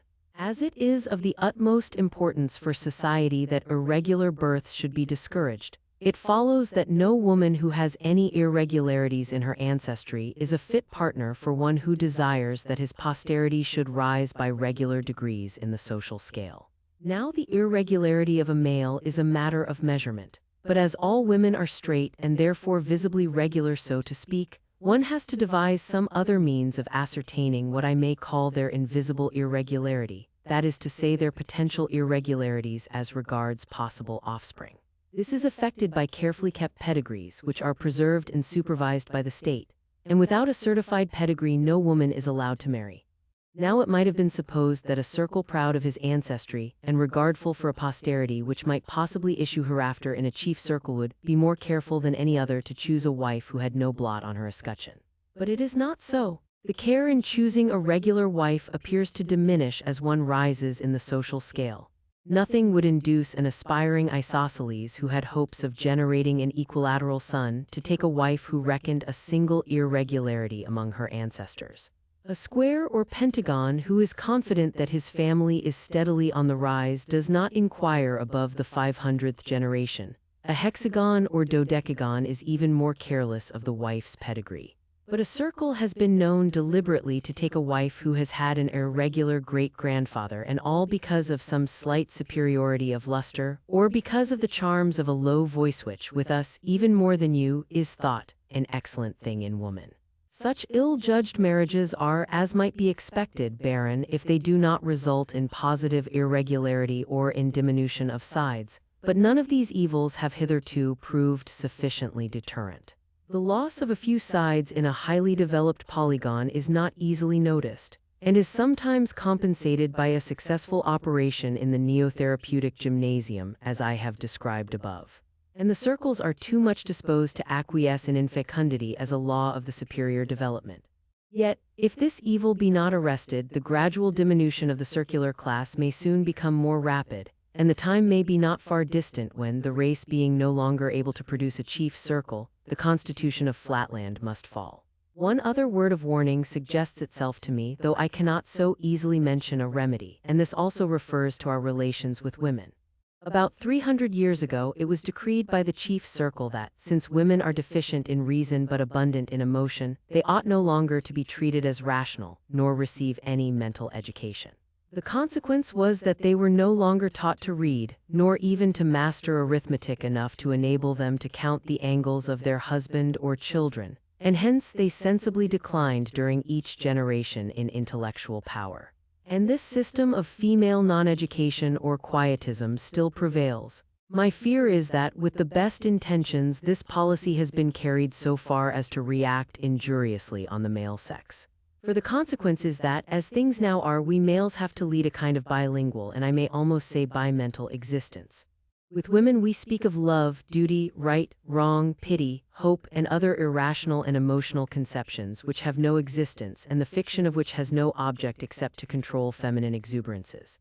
But among ourselves and in our books we have an entirely different vocabulary, and I may almost say idiom. Love then becomes the anticipation of benefits, duty becomes necessity or fitness, and other words are correspondingly transmuted. Moreover, among women we use language implying the utmost deference for their sex, and they fully believe that the chief circle himself is not more devoutly adored by us than they are. But behind their backs they are both regarded and spoken of by all except the very young as being little better than mindless organisms. Our theology also in the women's chambers is entirely different from our theology elsewhere. Now my humble fear is that this double training, in language as well as in thought, imposes somewhat too heavy a burden upon the young, especially when, at the age of 3 years old, they are taken from the maternal care and taught to unlearn the old language except for the purpose of repeating it in the presence of their mothers and nurses and to learn the vocabulary and idiom of science. Already methinks I discern a weakness in the grasp of mathematical truth at the present time as compared with the more robust intellect of our ancestors 300 years ago. I say nothing of the possible danger if a woman should ever surreptitiously learn to read and convey to her sex the result of her perusal of a single popular volume, nor of the possibility that the indiscretion or disobedience of some infant male might reveal to a mother the secrets of the logical dialect. On the simple ground of the enfeebling of the male intellect, I rest this humble appeal to the highest authorities to reconsider the regulations of female education. Part II, Other Worlds, O Brave New Worlds that have such people in them. Section 13. How I had a vision of Lineland. It was the last day but one of the 1999th year of our era and the first day of the long vacation. Having amused myself till a late hour with my favorite recreation of geometry, I had retired to rest with an unsolved problem in my mind. In the night, I had a dream. I saw before me a vast multitude of small straight lines, which I naturally assumed to be women, interspersed with other beings still smaller and of the nature of lustrous point saw moving to and fro in one and the same straight line, and, as nearly as I could judge, with the same velocity. A noise of confused, multitudinous chirping or twittering issued from them at intervals as long as they were moving, but sometimes they ceased from motion and then all was silence. Approaching one of the largest of what I thought to be women, I accosted her but received no answer. A second and a third appeal on my part were equally ineffectual. Losing patience at what appeared to me intolerable rudeness, I brought my mouth into a position full in front of her mouth so as to intercept her motion, and loudly repeated my question. Woman, what signifies this concourse and this strange and confused chirping and this monotonous motion to and fro in one and the same straight line? I am no woman, replied the small line. I am the monarch of the world. But thou, whence intrudest thou into my realm of Lineland? Receiving this abrupt reply, I begged pardon if I had in any way startled or molested His Royal Highness. And describing myself as a stranger, I besought the king to give me some account of his dominions. But I had the greatest possible difficulty in obtaining any information on points that really interested me. For the monarch could not refrain from constantly assuming that whatever was familiar to him must also be known to me and that I was simulating ignorance in jest. However, by persevering questions I elicited the following facts.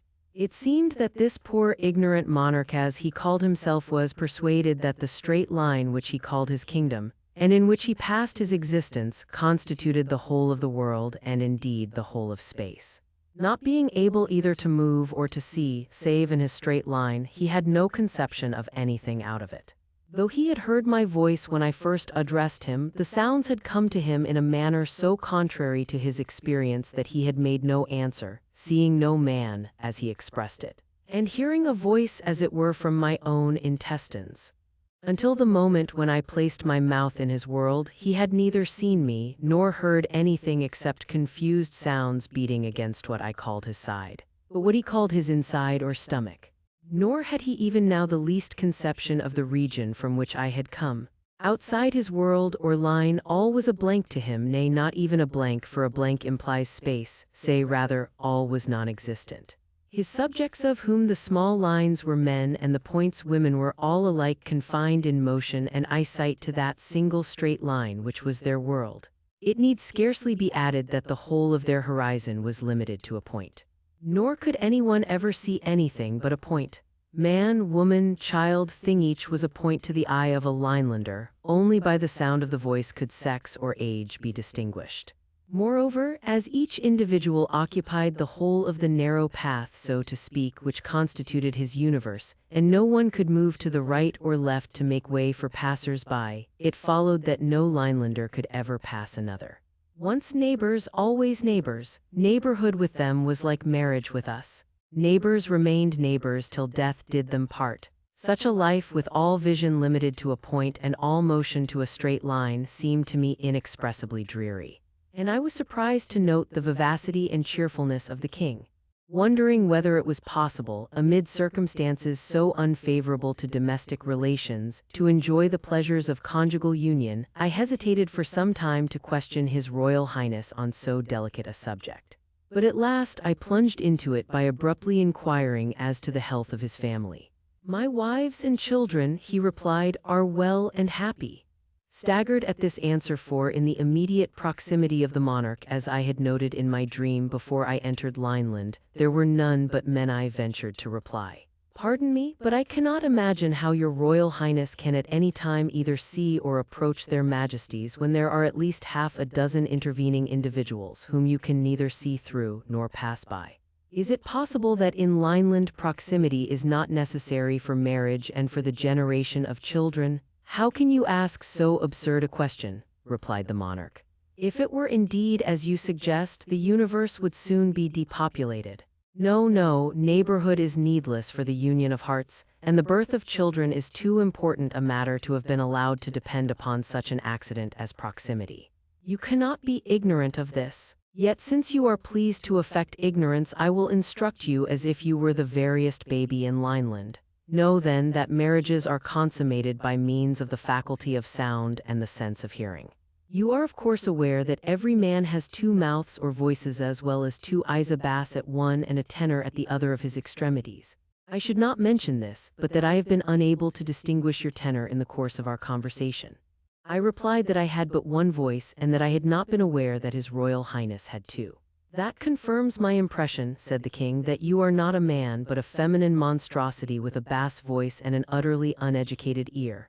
But to continue, nature having herself ordained that every man should wed two wives, why two?" asked I. "You carry your affected simplicity too far," he cried. "How can there be a completely harmonious union without the combination of the four in one, viz., the bass and tenor of the man and the soprano and contralto of the two women? But supposing," said I, "that a man should prefer one wife or three?" "It is impossible," he said. "It is as inconceivable as that two and one should make five, or that the human eye should see a straight line." I would have interrupted him, but he proceeded as follows. "Once in the middle of each week, a law of nature compels us to move to and fro with a rhythmic motion of more than usual violence, which continues for the time you would take to count 101. In the midst of this choral dance, at the 51st pulsation, the inhabitants of the universe pause in full career, and each individual sends forth his richest, fullest, sweetest strain. It is in this decisive moment that all our marriages are made. So exquisite is the adaptation of bass to treble, of tenor to contralto, that oftentimes the loved ones, though 20,000 leagues away, recognize at once the responsive note of their destined lover.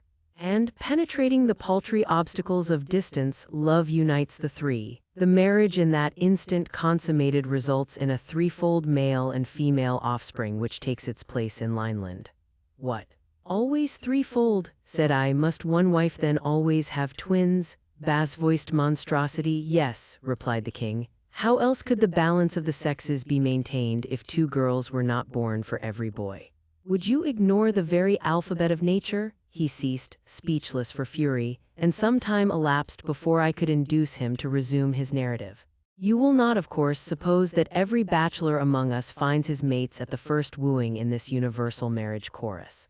On the contrary, the process is by most of us many times repeated. Few are the hearts whose happy lot it is at once to recognize in each other's voices the partner intended for them by Providence, and to fly into a reciprocal and perfectly harmonious embrace. With most of us, the courtship is of long duration. The wooer's voices may perhaps accord with one of the future wives, but not with both, or not, at first, with either, or the soprano and contralto may not quite harmonize. In such cases, nature has provided that every weekly chorus shall bring the three lovers into closer harmony. Each trial of voice, each fresh discovery of discord, almost imperceptibly induces the less perfect to modify his or her vocal utterance so as to approximate to the more perfect. And after many trials and many approximations, the result is at last achieved. There comes a day at last when, while the wanted marriage chorus goes forth from universal Lineland, the three far-off lovers suddenly find themselves in exact harmony, and before they are awake, the wedded triplet is wrapped vocally into a duplicate embrace. And nature rejoices over one more marriage and over 3 more births. Section 14. How I vainly tried to explain the nature of Flatland, thinking that it was time to bring down the monarch from his raptures to the level of common sense, I determined to endeavor to open up to him some glimpses of the truth, that is to say, of the nature of things in Flatland. So I began thus: how does your Royal Highness distinguish the shapes and positions of his subjects? I for my part noticed by the sense of sight before I entered your kingdom that some of your people are lines and others points, and that some of the lines are larger. You speak of an impossibility, interrupted the king. You must have seen a vision, for to detect the difference between a line and a point by the sense of sight is, as everyone knows in the nature of things, impossible. But it can be detected by the sense of hearing, and by the same means my shape can be exactly ascertained. Behold me, I am a line, the longest in Lineland, over 6 inches of space, of length, I ventured to suggest. Fool, said he, space is length. Interrupt me again and I have done. I apologized. But he continued scornfully, since you are impervious to argument, you shall hear with your ears how by means of my 2 voices I reveal my shape to my wives, who are at this moment 6,000 miles 70 yards 2 feet 8 inches away, the one to the north, the other to the south. Listen, I call to them, he chirruped and then complacently continued. My wives at this moment receiving the sound of one of my voices, closely followed by the other, and perceiving that the latter reaches them after an interval in which sound can traverse 6.457 inches, infer that one of my mouths is 6.457 inches further from them than the other, and accordingly know my shape to be 6.457 inches. But you will of course understand that my wives do not make this calculation every time they hear my 2 voices. They made it once for all before we were married, but they could make it at any time. And in the same way I can estimate the shape of any of my male subjects by the sense of sound. But how, said I, if a man feigns a woman's voice with one of his 2 voices, or so disguises his southern voice that it cannot be recognized as the echo of the northern?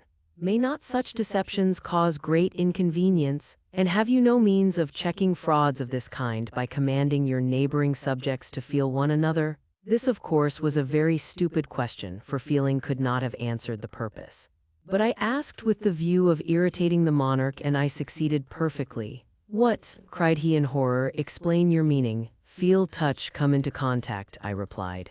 If you mean by feeling, said the king, approaching so close as to leave no space between 2 individuals, know, stranger, that this offense is punishable in my dominions by death, and the reason is obvious. The frail form of a woman, being liable to be shattered by such an approximation, must be preserved by the state. But since women cannot be distinguished by the sense of sight from men, the law ordains universally that neither man nor woman shall be approached so closely as to destroy the interval between the approximator and the approximated. And indeed, what possible purpose would be served by this illegal and unnatural excess of approximation which you call touching, when all the ends of so brutal and coarse a process are attained at once more easily and more exactly by the sense of hearing? As to your suggested danger of deception, it is non-existent, for the voice, being the essence of one's being, cannot be thus changed at will. But come, suppose that I had the power of passing through solid things so that I could penetrate my subjects, one after another, even to the number of 1,000,000,000, verifying the size and distance of each by the sense of feeling. How much time and energy would be wasted in this clumsy and inaccurate method? Whereas now, in one moment of audition, I take as it were the census and statistics, local, corporeal, mental, and spiritual, of every living being in Lineland. Hark, only hark! So saying, he paused and listened, as if in an ecstasy, to a sound which seemed to me no better than a tiny chirping from an innumerable multitude of Lilliputian grasshoppers. Truly, replied I, your sense of hearing serves you in good stead and fills up many of your deficiencies. But permit me to point out that your life in Lineland must be deplorably dull, to see nothing but a point. Not even to be able to contemplate a straight line, nay, not even to know what a straight line is, to see yet be cut off from those linear prospects which are vouchsafed to us in Flatland. Better surely to have no sense of sight at all than to see so little. I grant you I have not your discriminative faculty of hearing, for the concert of all Lineland which gives you such intense pleasure is to me no better than a multitudinous twittering or chirping. But at least I can discern by sight a line from a point. and let me prove it. Just before I came into your kingdom, I saw you dancing from left to right and then from right to left with 7 men and a woman in your immediate proximity on the left and 8 men and 2 women on your right. Is not this correct? It is correct, said the king, so far as the numbers and sexes are concerned, though I know not what you mean by right and left, but I deny that you saw these things. For how could you see the line, that is to say the inside of any man, but you must have heard these things and then dreamed that you saw them. And let me ask what you mean by those words left and right. I suppose it is your way of saying northward and southward. Not so, replied I. Besides your motion of northward and southward, there is another motion which I call from right to left. King. Exhibit to me, if you please, this motion from left to right. I nay, that I cannot do unless you could step out of your line altogether. King. Out of my line, do you mean out of the world, out of space? I, well, yes, out of your world. Out of your space. For your space is not the true space. True space is a plane, but your space is only a line. King. If you cannot indicate this motion from left to right by yourself moving in it, then I beg you to describe it to me in words. If you cannot tell your right side from your left, I fear that no words of mine can make my meaning clear to you, but surely you cannot be ignorant of so simple a distinction. King. I do not in the least understand you. Alas. How shall I make it clear? When you move straight on, does it not sometimes occur to you that you could move in some other way, turning your eye round so as to look in the direction towards which your side is now fronting? In other words, instead of always moving in the direction of one of your extremities, do you never feel a desire to move in the direction, so to speak, of your side? King. Never. And what do you mean? How can a man's inside front in any direction, or how can a man move in the direction of his inside? Well then, since words cannot explain the matter, I will try deeds and will move gradually out of lineland in the direction which I desire to indicate to you. At the word I began to move my body out of lineland. As long as any part of me remained in his dominion and in his view, the king kept exclaiming, I see you still. You are not moving. But when I had at last moved myself out of his line, he cried in his shrillest voice, She is vanished, she is dead. I am not dead, replied I. I am simply out of lineland, that is to say, out of the straight line which you call space, and in the true space where I can see things as they are. And at this moment I can see your line, or side or inside, as you are pleased to call it. And I can see also the men and women on the north and south of you, whom I will now enumerate, describing their order, their size, and the interval between each. When I had done this at great length, I cried triumphantly, Does that at last convince you? And with that I once more entered lineland, taking up the same position as before. But the monarch replied, If you were a man of sense, though, as you appear to have only one voice, I have little doubt you are not a man but a woman, but, if you had a particle of sense, you would listen to reason. You ask me to believe that there is another line besides that which my senses indicate, and another motion besides that of which I am daily conscious. I, in return, ask you to describe in words or indicate by motion that other line of which you speak. Instead of moving, you merely exercise some magic art of vanishing and returning to sight. And instead of any lucid description of your new world, you simply tell me the numbers and sizes of some 40 of my retinue, facts known to any child in my capital. Can anything be more irrational or audacious? Acknowledge your folly or depart from my dominions. Furious at his perversity and especially indignant that he professed to be ignorant of my sex, I retorted in no measured terms, besotted being. You think yourself the perfection of existence, while you are in reality the most imperfect and imbecile. You profess to see, whereas you can see nothing but a point. You plume yourself on inferring the existence of a straight line. But I can see straight lines and infer the existence of angles, triangles, squares, pentagons, hexagons, and even circles. Why waste more words? Suffice it that I am the completion of your incomplete self.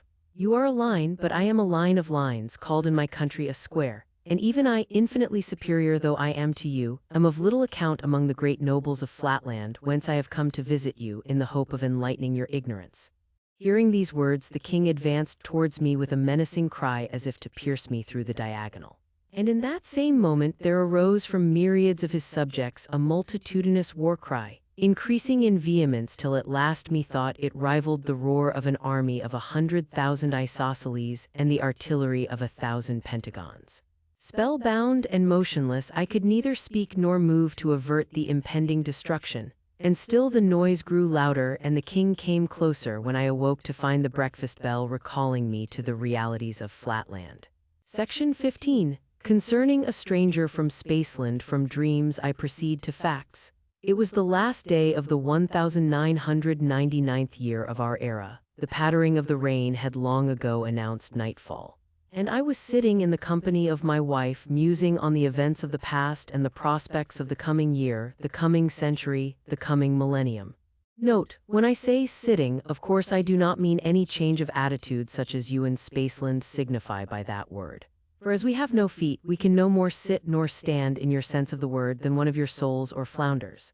Nevertheless, we perfectly well recognize the different mental states of volition implied in lying, sitting, and standing, which are to some extent indicated to a beholder by a slight increase of luster corresponding to the increase of volition. But on this, and 1,000 other kindred subjects, time forbids me to dwell. My 4 sons and 2 orphan grandchildren had retired to their several apartments, and my wife alone remained with me to see the old millennium out and the new one in. I was wrapped in thought, pondering in my mind some words that had casually issued from the mouth of my youngest grandson, a most promising young hexagon of unusual brilliancy and perfect angularity. His uncles and I had been giving him his usual practical lesson in sight recognition, turning ourselves upon our centers, now rapidly, now more slowly, and questioning him as to our positions. And his answers had been so satisfactory that I had been induced to reward him by giving him a few hints on arithmetic, as applied to geometry.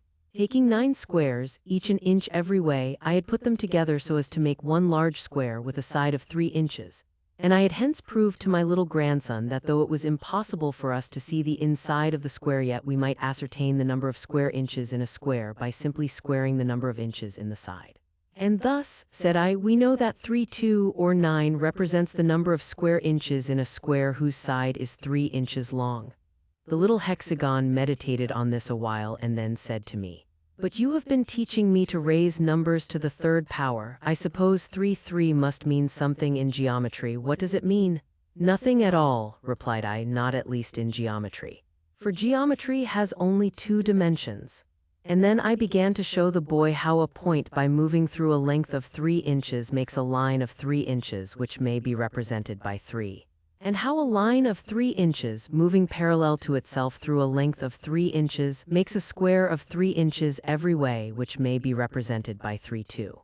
Upon this, my grandson, again returning to his former suggestion, took me up rather suddenly and exclaimed, "Well then, if a point by moving 3 inches makes a line of 3 inches represented by 3, and if a straight line of 3 inches moving parallel to itself makes a square of 3 inches every way represented by 3, 2, it must be that a square of 3 inches every way moving somehow parallel to itself, but I don't see how, must make something else, but I don't see what of 3 inches every way, and this must be represented by 3, 3.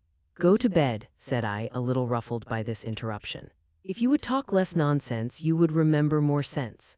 So my grandson had disappeared in disgrace, and there I sat by my wife's side, endeavoring to form a retrospect of the year 1999 and of the possibilities of the year 2000, but not quite able to shake off the thoughts suggested by the prattle of my bright little hexagon.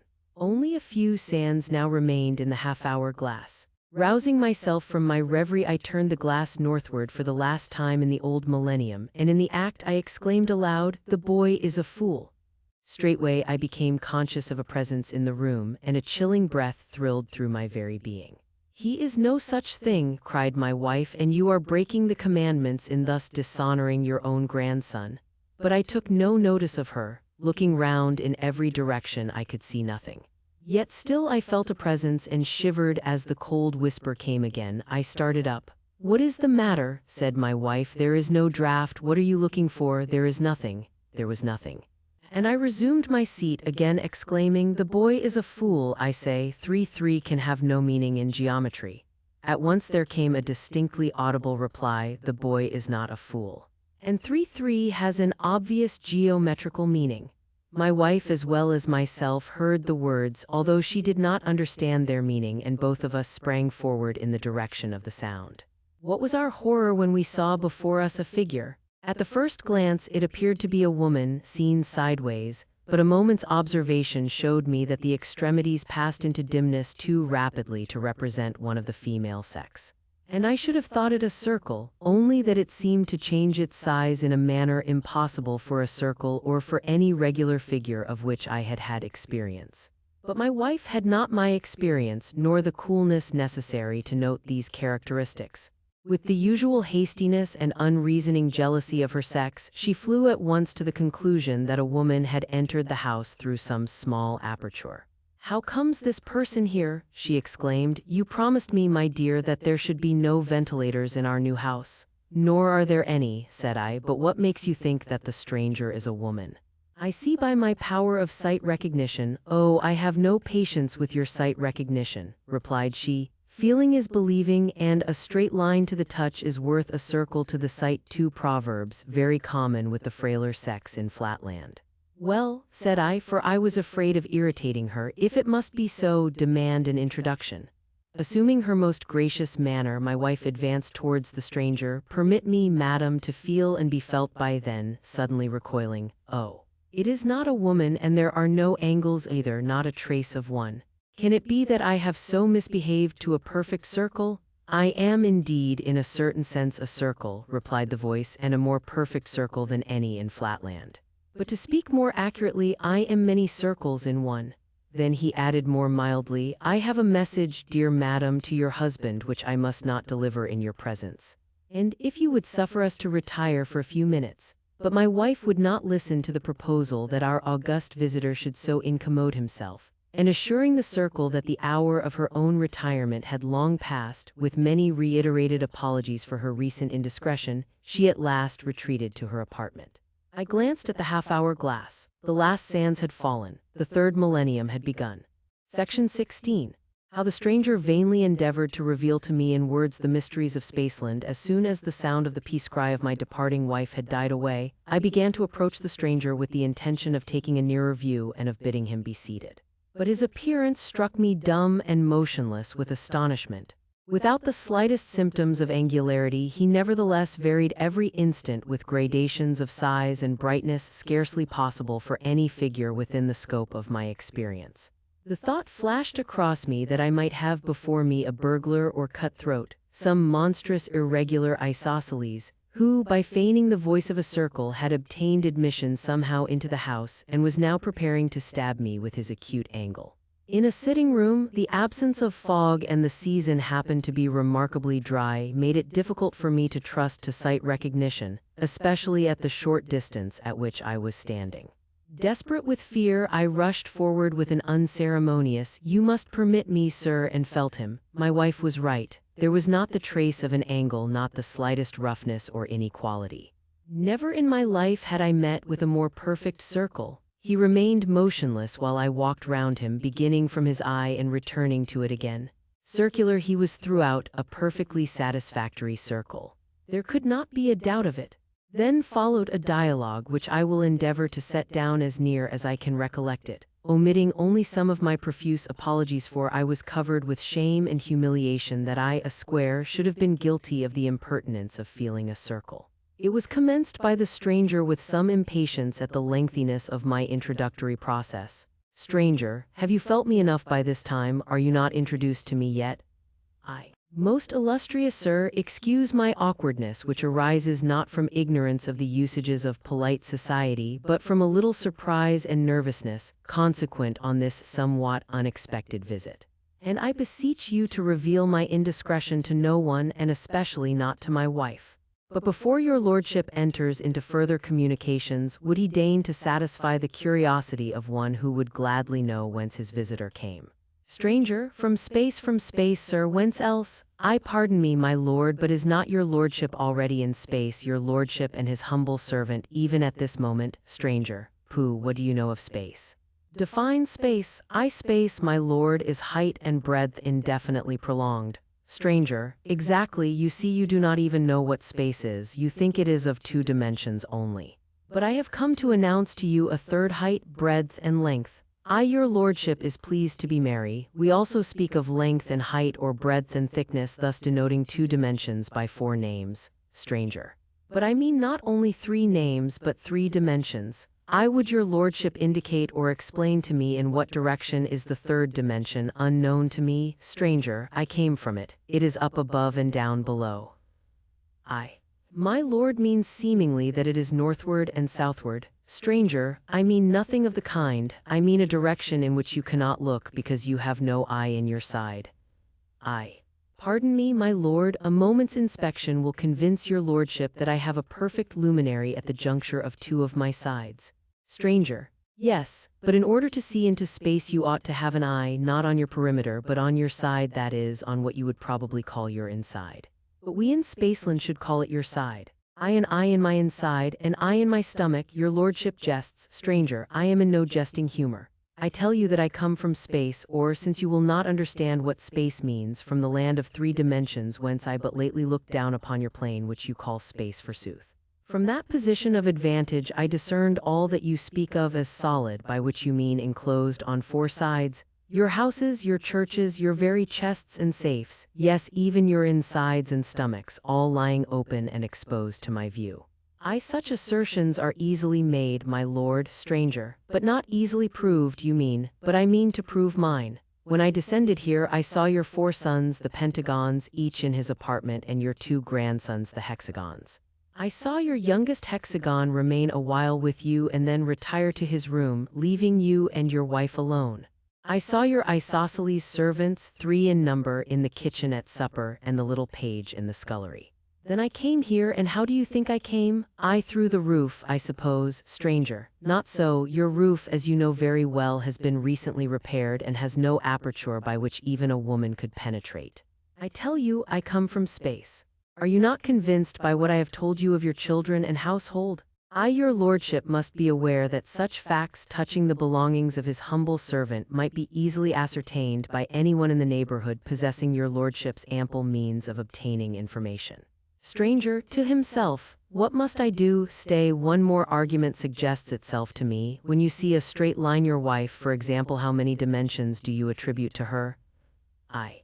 Your lordship would treat me as if I were one of the vulgar who, being ignorant of mathematics, suppose that a woman is really a straight line and only of 1 dimension. No, no, my lord.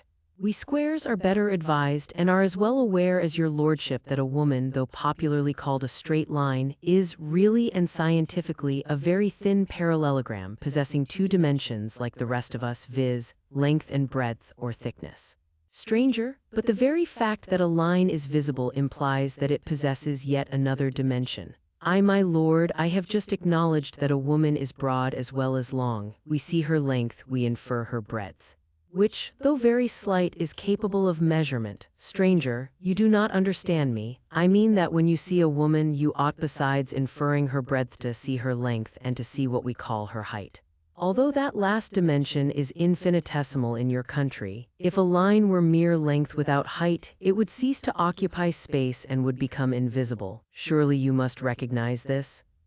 I must indeed confess that I do not in the least understand your lordship. When we in Flatland see a line, we see length and brightness. If the brightness disappears, the line is extinguished and, as you say, ceases to occupy space. But am I to suppose that your lordship gives to brightness the title of a dimension, and that what we call bright you call high, stranger? No, indeed, by height I mean a dimension like your length.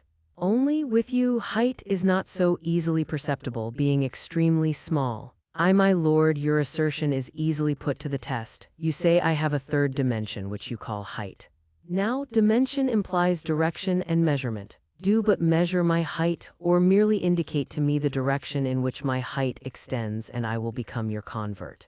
Otherwise, your lordship's own understanding must hold me excused. Stranger, to himself, I can do neither. How shall I convince him? Surely a plain statement of facts followed by ocular demonstration ought to suffice. Now, sir, listen to me. You are living on a plain. What you style flatland is the vast level surface of what I may call a fluid, on or in the top of which you and your countrymen move about without rising above it or falling below it. I am not a plain figure but a solid. You call me a circle, but in reality I am not a circle but an infinite number of circles of size varying from a point to a circle of 13 inches in diameter, one placed on the top of the other. When I cut through your plane as I am now doing, I make in your plane a section which you, very rightly, call a circle. For even a sphere, which is my proper name in my own country, if he manifest himself at all to an inhabitant of Flatland, must needs manifest himself as a circle. You not remember, for I, who see all things, discerned last night the phantasmal vision of Lineland written upon your brain. Do you not remember? I say how, when you entered the realm of Lineland, you were compelled to manifest yourself to the king, not as a square, but as a line, because that linear realm had not dimensions enough to represent the whole of you, but only a slice or section of you. In precisely the same way, your country of 2 dimensions is not spacious enough to represent me, a being of 3, but can only exhibit a slice or section of me, which is what you call a circle. The diminished brightness of your eye indicates incredulity, but now prepare to receive proof positive of the truth of my assertions. You cannot indeed see more than one of my sections or circles at a time. For you have no power to raise your eye out of the plane of Flatland, but you can at least see that, as I rise in space, so my sections become smaller. See now, I will rise. And the effect upon your eye will be that my circle will become smaller and smaller till it dwindles to a point and finally vanishes. Illustration 8. ASCII approximation follows the sphere on the point of vanishing. 2. The sphere with the sphere rising / / 3. His section / at full size / / / my e / I equals plus / there was no rising that I could see. But he diminished and finally vanished. I winked once or twice to make sure that I was not dreaming, but it was no dream, for from the depths of nowhere came forth a hollow voice close to my heart. It seemed, am I quite gone? Are you convinced now? Well, now I will gradually return to Flatland and you shall see my section become larger and larger. Every reader in Spaceland will easily understand that my mysterious guest was speaking the language of truth and even of simplicity. But to me, proficient though I was in Flatland mathematics, it was by no means a simple matter. The rough diagram given above will make it clear to any Spaceland child that the sphere, ascending in the 3 positions indicated there, must needs have manifested himself to me, or to any Flatlander, as a circle, at first a full size, then small, and at last very small indeed, approaching to a point. But to me, although I saw the facts before me, the causes were as dark as ever. All that I could comprehend was that the circle had made himself smaller and vanished, and that he had now reappeared and was rapidly making himself larger. When he regained his original size, he heaved a deep sigh, for he perceived by my silence that I had altogether failed to comprehend him. And indeed I was now inclining to the belief that he must be no circle at all, but some extremely clever juggler. Or else that the old wives' tales were true, and that after all there were such people as enchanters and magicians. After a long pause he muttered to himself, one resource alone remains if I am not to resort to action. I must try the method of analogy. Then followed a still longer silence, after which he continued our dialogue. Sphere, tell me, Mr. Mathematician, if a point moves northward and leaves a luminous wake, what name would you give to the wake? I, a straight line, sphere, and a straight line has how many extremities? I too, sphere. Now conceive the northward straight line moving parallel to itself, east and west, so that every point in it leaves behind it the wake of a straight line. What name will you give to the figure thereby formed? We will suppose that it moves through a distance equal to the original straight line. What name, I say? I, a square, sphere, and how many sides has a square, how many angles? 4 sides and 4 angles, sphere. Now stretch your imagination a little and conceive a square in Flatland moving parallel to itself upward. I, what? Northward, sphere. No, not northward, upward, out of Flatland altogether. If it moved northward, the southern points in the square would have to move through the positions previously occupied by the northern points. But that is not my meaning. I mean that every point in you, for you are a square and will serve the purpose of my illustration, every point in you, that is to say in what you call your inside, is to pass upwards through space in such a way that no point shall pass through the position previously occupied by any other point. But each point shall describe a straight line of its own. This is all in accordance with analogy, surely it must be clear to you. Restraining my impatience, for I was now under a strong temptation to rush blindly at my visitor, and to precipitate him into space or out of Flatland anywhere, so that I could get rid of him, I replied. And what may be the nature of the figure which I am to shape out by this motion which you are pleased to denote by the word upward? I presume it is describable in the language of Flatland. Sphere. Oh, certainly, it is all plain and simple and in strict accordance with analogy only. By the way, you must not speak of the result as being a figure but as a solid. But I will describe it to you, or rather not I, but analogy. We began with a single point, which of course being itself a point has only one terminal point. One point produces a line with two terminal points. One line produces a square with four terminal points. Now you can give yourself the answer to your own question. 1, 2, 4 are evidently in geometrical progression. What is the next number? I8. Sphere. Exactly. The one square produces a something which you do not as yet know a name for, but which we call a cube with 8 terminal points. Now are you convinced? And has this creature sides as well as angles, or what you call terminal points? Sphere. Of course, and all according to analogy. But by the way, not what you call sides, but what we call sides. You would call them solids. And how many solids or sides will appertain to this being whom I am to generate by the motion of my inside in an upward direction, and whom you call a cube? Sphere. How can you ask? And you a mathematician? The side of anything is always, if I may so say, one dimension behind the thing. Consequently, as there is no dimension behind a point has 0 sides. A line, if I may say, has 2 sides, for the points of a line may be called by courtesy its sides.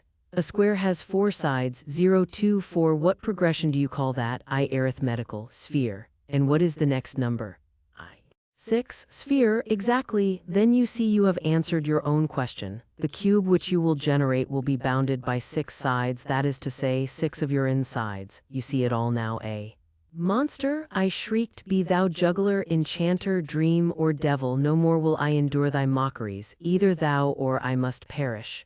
And saying these words I precipitated myself upon him. Section 17. How the sphere, having in vain tried words, resorted to deeds, it was in vain.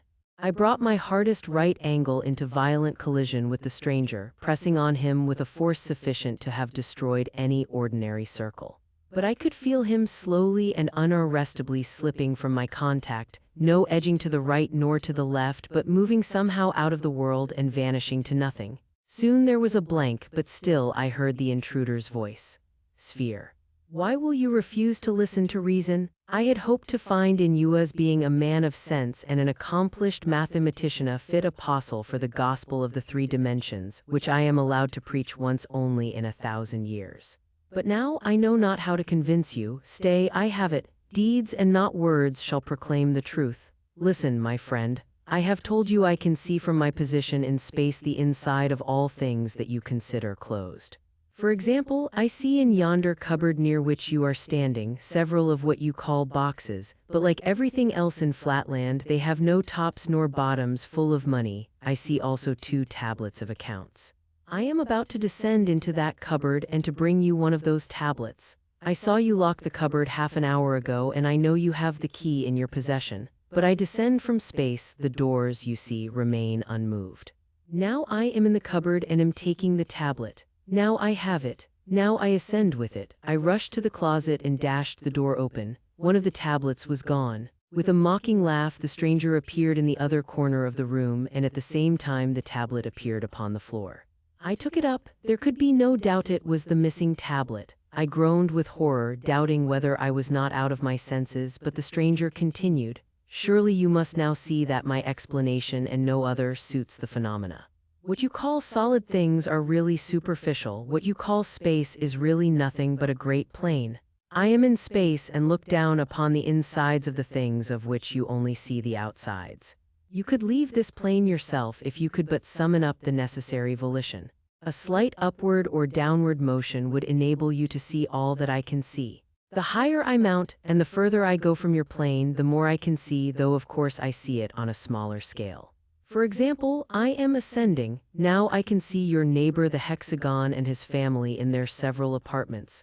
Now I see the inside of the theater 10 doors off, from which the audience is only just departing. And on the other side a circle in his study sitting at his books. Now I shall come back to you, and as a crowning proof, what do you say to my giving you a touch, just the least touch, in your stomach? It will not seriously injure you, and the slight pain you may suffer cannot be compared with the mental benefit you will receive. Before I could utter a word of remonstrance, I felt a shooting pain in my inside, and a demoniacal laugh seemed to issue from within me. A moment afterwards the sharp agony had ceased, leaving nothing but a dull ache behind, and the stranger began to reappear, saying, as he gradually increased in size, "There, I have not hurt you much, have I?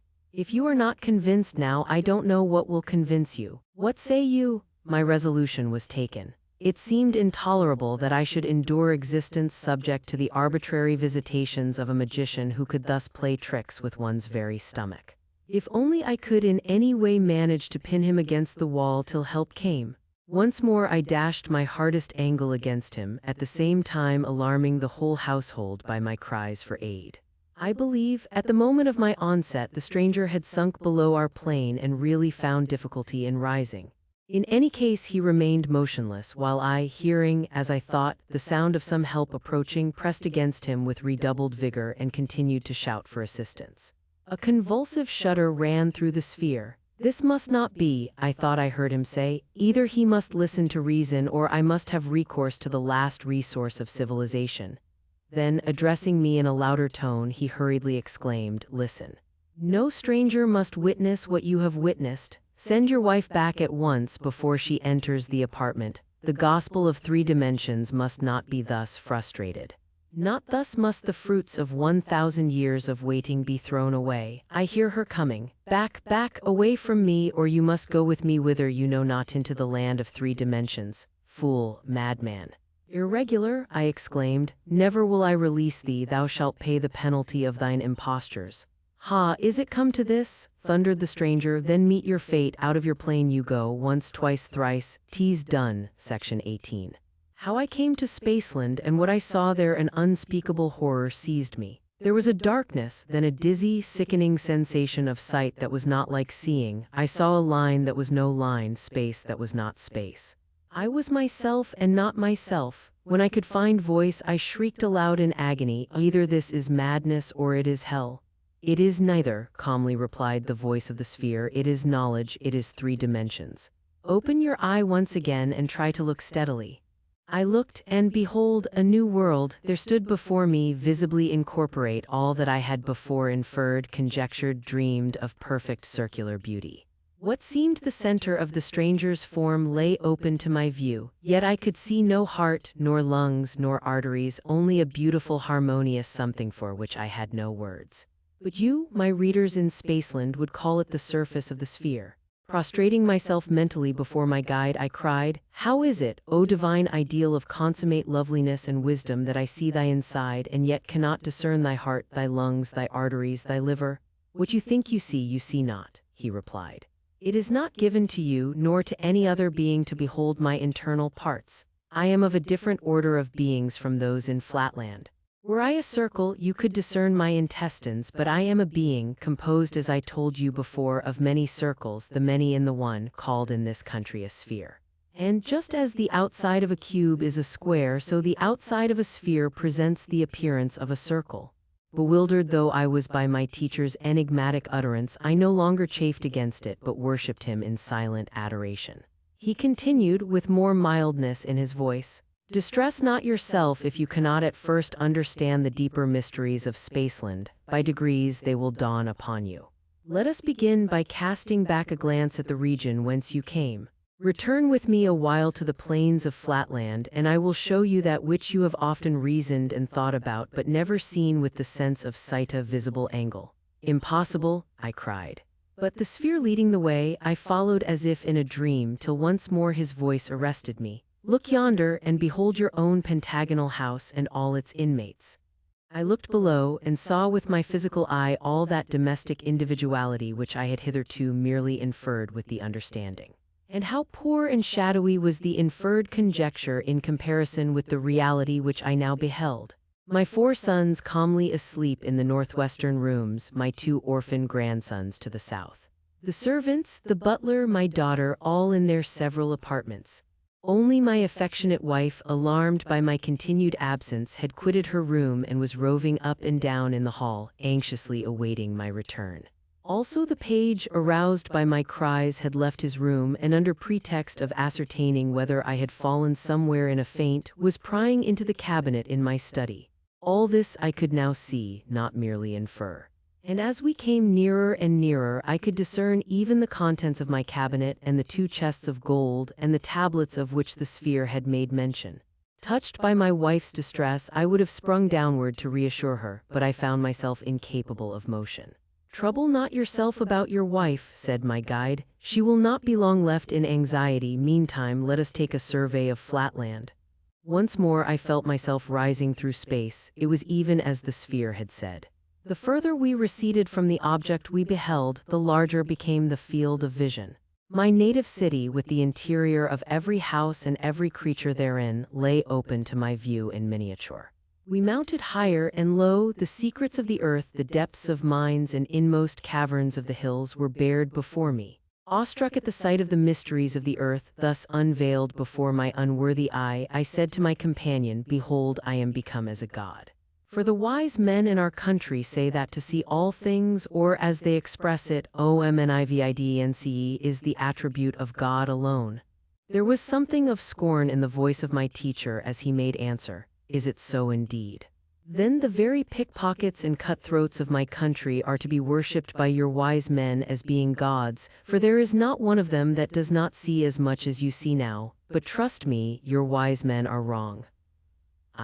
Then is omnividence the attribute of others besides gods? Sphere. I do not know, but if a pickpocket or a cutthroat of our country can see everything that is in your country, surely that is no reason why the pickpocket or cutthroat should be accepted by you as a god.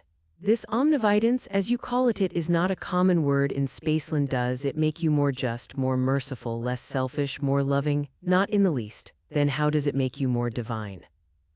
More merciful, more loving, but these are the qualities of women, and we know that a circle is a higher being than a straight line in so far as knowledge and wisdom are more to be esteemed than mere affection. Sphere. It is not for me to classify human faculties according to merit. Yet many of the best and wisest in Spaceland think more of the affections than of the understanding, more of your despised straight lines than of your belauded circles. But enough of this. Look yonder. Do you know that building? I looked, and afar off I saw an immense polygonal structure in which I recognized the General Assembly Hall of the States of Flatland, surrounded by dense lines of pentagonal buildings at right angles to each other, which I knew to be streets. And I perceived that I was approaching the great metropolis. "Here we descend," said my guide. It was now morning, the first hour of the first day of the 2000th year of our era. Acting, as was their wont, in strict accordance with precedent, the highest circles of the realm were meeting in solemn conclave, as they had met on the first hour of the first day of the year 1000 and also on the first hour of the first day of the year 0. The minutes of the previous meetings were now read by one whom I at once recognized as my brother, a perfectly symmetrical square and the chief clerk of the High Council. It was found recorded on each occasion that, whereas the states had been troubled by divers ill-intentioned persons pretending to have received revelations from another world, and professing to produce demonstrations whereby they had instigated to frenzy both themselves and others, it had been for this cause unanimously resolved by the Grand Council that on the first day of each millenary special injunctions be sent to the prefects in the several districts of Flatland, to make strict search for such misguided persons, and without formality of mathematical examination to destroy all such as were isosceles of any degree, to scourge and imprison any regular triangle, to cause any square or pentagon to be sent to the district asylum, and to arrest any one of higher rank, sending him straightway to the capital to be examined and judged by the council. "You hear your fate," said the sphere to me, while the council was passing for the third time the formal resolution. "Death or imprisonment awaits the apostle of the gospel of 3 dimensions." "Not so," replied I, "the matter is now so clear to me, the nature of real space so palpable, that methinks I could make a child understand it. Permit me but to descend at this moment and enlighten them." "Not yet," said my guide, "the time will come for that. Meantime I must perform my mission. Stay thou there in thy place." Saying these words, he leaped with great dexterity into the sea, if I may so call it, of Flatland, right in the midst of the ring of counselors. "I come," cried he, "to proclaim that there is a land of 3 dimensions." I could see many of the younger counselors start back in manifest horror as the sphere's circular section widened before them. But on a sign from the presiding circle, who showed not the slightest alarm or surprise, 6 isosceles of a low type from 6 different quarters rushed upon the sphere. "We have him," they cried. "No, yes, we have him still. He's going, he's gone." "My lords," said the president to the junior circles of the council, "there is not the slightest need for surprise. The secret archives, to which I alone have access, tell me that a similar occurrence happened on the last 2 millennial commencements. You will, of course, say nothing of these trifles outside the cabinet." Raising his voice, he now summoned the guards. "Arrest the policemen, gag them, you know your duty." After he had consigned to their fate the wretched policemen, ill-fated and unwilling witnesses of a state secret which they were not to be permitted to reveal, he again addressed the councilors. "My lords, the business of the council being concluded, I have only to wish you a happy new year." Before departing, he expressed at some length to the clerk, "My excellent but most unfortunate brother, his sincere regret that, in accordance with precedent and for the sake of secrecy, he must condemn him to perpetual imprisonment," but added his satisfaction that, unless some mention were made by him of that day's incident, his life would be spared. Section 19. How, though the sphere showed me other mysteries of Spaceland, I still desired more, and what came of it when I saw my poor brother led away to imprisonment. I attempted to leap down into the council chamber, desiring to intercede on his behalf, or at least bid him farewell. But I found that I had no motion of my own. I absolutely depended on the volition of my guide, who said in gloomy tones, "Heed not thy brother, haply thou shalt have ample time hereafter to condole with him. Follow me." Once more we ascended into space. "Hitherto," said the sphere, "I have shewn you naught save plain figures and their interiors. Now I must introduce you to solids and reveal to you the plan upon which they are constructed. Behold this multitude of movable square cards. See, I put one on another, not, as you supposed, northward of the other, but on the other. Now a second, now a third. See, I am building up a solid by a multitude of squares parallel to one another. Now the solid is complete, being as high as it is long and broad, and we call it a cube." "Pardon me, my lord," replied I, "but to my eye the appearance is as of an irregular figure whose inside is laid open to the view. In other words, methinks I see no solid, but a plane such as we infer in Flatland, only of an irregularity which betokens some monstrous criminal, so that the very sight of it is painful to my eyes." "True," said the sphere, "it appears to you a plane because you are not accustomed to light and shade and perspective. Just as in Flatland a hexagon would appear a straight line to one who has not the art of sight recognition, but in reality it is a solid, as you shall learn by the sense of feeling." He then introduced me to the cube, and I found that this marvelous being was indeed no plane but a solid, and that he was endowed with 6 plane sides and 8 terminal points called solid angles. And I remembered the saying of the sphere that just such a creature as this would be formed by a square moving in space parallel to himself. And I rejoiced to think that so insignificant a creature as I could in some sense be called the progenitor of so illustrious an offspring. But still I could not fully understand the meaning of what my teacher had told me concerning light and shade and perspective. And I did not hesitate to put my difficulties before him. Were I to give the sphere's explanation of these matters, succinct and clear though it was, it would be tedious to an inhabitant of space who knows these things already. Suffice it, that by his lucid statements, and by changing the position of objects and lights, and by allowing me to feel the several objects and even his own sacred person, he at last made all things clear to me, so that I could now readily distinguish between a circle and a sphere, a plane figure and a solid.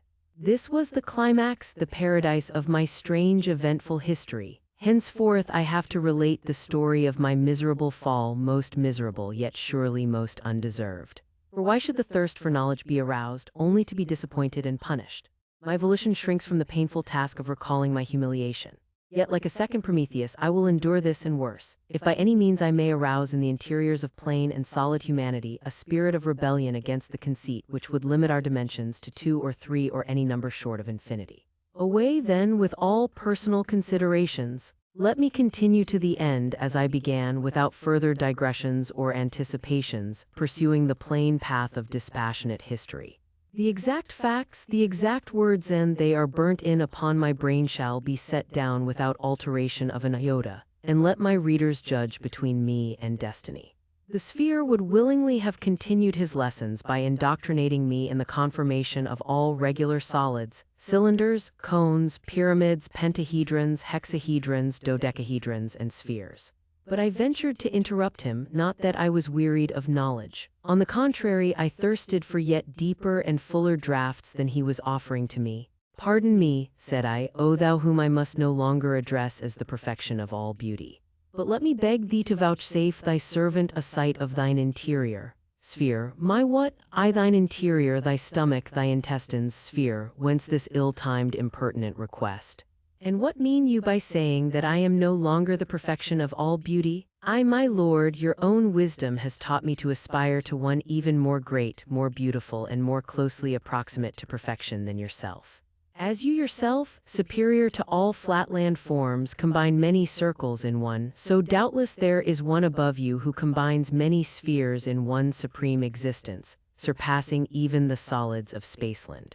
And even as we, who are now in space, look down on Flatland and see the insides of all things, so of a certainty there is yet above us some higher, purer region, whither thou dost surely purpose to lead me, O thou whom I shall always call, everywhere and in all dimensions, my priest, philosopher, and friend. Some yet more spacious space, some more dimensionable dimensionality, from the vantage ground of which we shall look down together upon the revealed insides of solid things, and where thine own intestines and those of thy kindred spheres will lie exposed to the view of the poor wandering exile from Flatland, to whom so much has already been vouchsafed.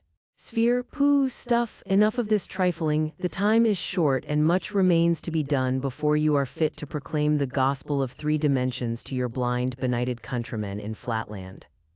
I. Nay, gracious teacher, deny me not what I know it is in thy power to perform. Grant me but one glimpse of thine interior, and I am satisfied forever, remaining henceforth thy docile pupil, thy unemancipable slave, ready to receive all thy teachings and to feed upon the words that fall from thy lips. Sphere, well then, to content and silence you, let me say at once, I would show you what you wish if I could, but I cannot. Would you have me turn my stomach inside out to oblige you? But my lord has shewn me the intestines of all my countrymen in the land of 2 dimensions, by taking me with him into the land of 3. But therefore more easy than now to take his servant on a second journey into the blessed region of the 4th dimension, where I shall look down with him once more upon this land of 3 dimensions, and see the inside of every 3-dimensioned house, the secrets of the solid earth, the treasures of the mines in Spaceland, and the intestines of every solid living creature, even of the noble and adorable spheres. Sphere, but where is this land of 4 dimensions? I know not, but doubtless my teacher knows. Sphere, not I, there is no such land, the very idea of it is utterly inconceivable. I. Not inconceivable, my lord, to me, and therefore still less inconceivable to my master. Nay, I despair not that, even here in this region of 3 dimensions, your lordship's art may make the 4th dimension visible to me. Just as in the land of 2 dimensions my teacher's skill would fain have opened the eyes of his blind servant to the invisible presence of a 3rd dimension, though I saw it not. Let me recall the past. Was I not taught below that when I saw a line and inferred a plane, I in reality saw a 3rd unrecognized dimension, not the same as brightness, called height? And does it not now follow that, in this region, when I see a plane and infer a solid, I really see a 4th unrecognized dimension, not the same as color but existent, though infinitesimal and incapable of measurement? And besides this, there is the argument from analogy of figures. Sphere. Analogy, nonsense. What analogy? Your lordship tempts his servant to see whether he remembers the revelations imparted to him. Trifle not with me, my lord. I thirst for more knowledge. Doubtless we cannot see that other higher Spaceland now because we have no eye in our stomachs. But just as there was the realm of Flatland, though that poor puny Lineland monarch could neither turn to left nor right to discern it. And just as there was close at hand, and touching my frame, the land of 3 dimensions, though I blind senseless wretch had no power to touch it, no eye in my interior to discern it, so of a surety there is a 4th dimension, which my lord perceives with the inner eye of thought. And that it must exist my lord himself has taught me, Or can he have forgotten what he himself imparted to his servant? In one dimension, did not a moving point produce a line with two terminal points? In two dimensions, did not a moving line produce a square with four terminal points? In three dimensions, did not a moving square produce, did not this eye of mine behold it, that blessed being, a cube with 8 terminal points?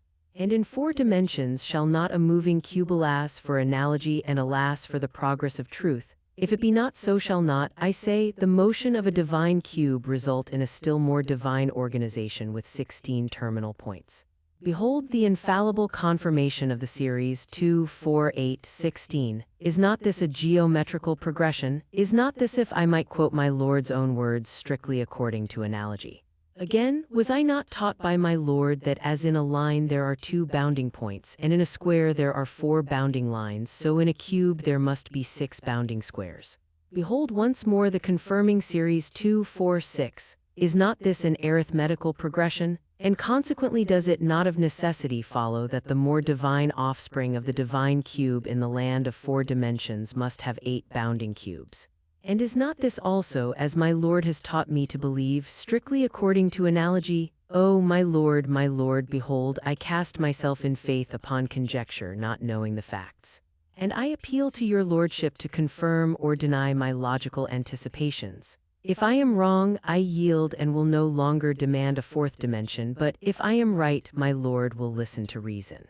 I ask therefore, is it, or is it not, the fact that ere now your countrymen also have witnessed the descent of beings of a higher order than their own, entering closed rooms, even as your Lordship entered mine, without the opening of doors or windows, and appearing and vanishing at will?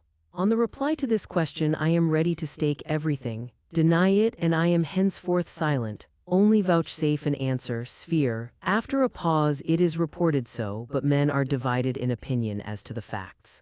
And even granting the facts, they explain them in different ways. And in any case, however great may be the number of different explanations, no one has adopted or suggested the theory of a 4th dimension.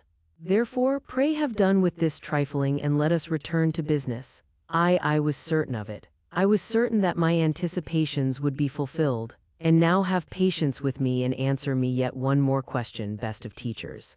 Those who have thus appeared, no one knows whence, and have returned, no one knows whither. Have they also contracted their sections and vanished somehow into that more spacious space, whither I now entreat you to conduct me? Sphere, moodily.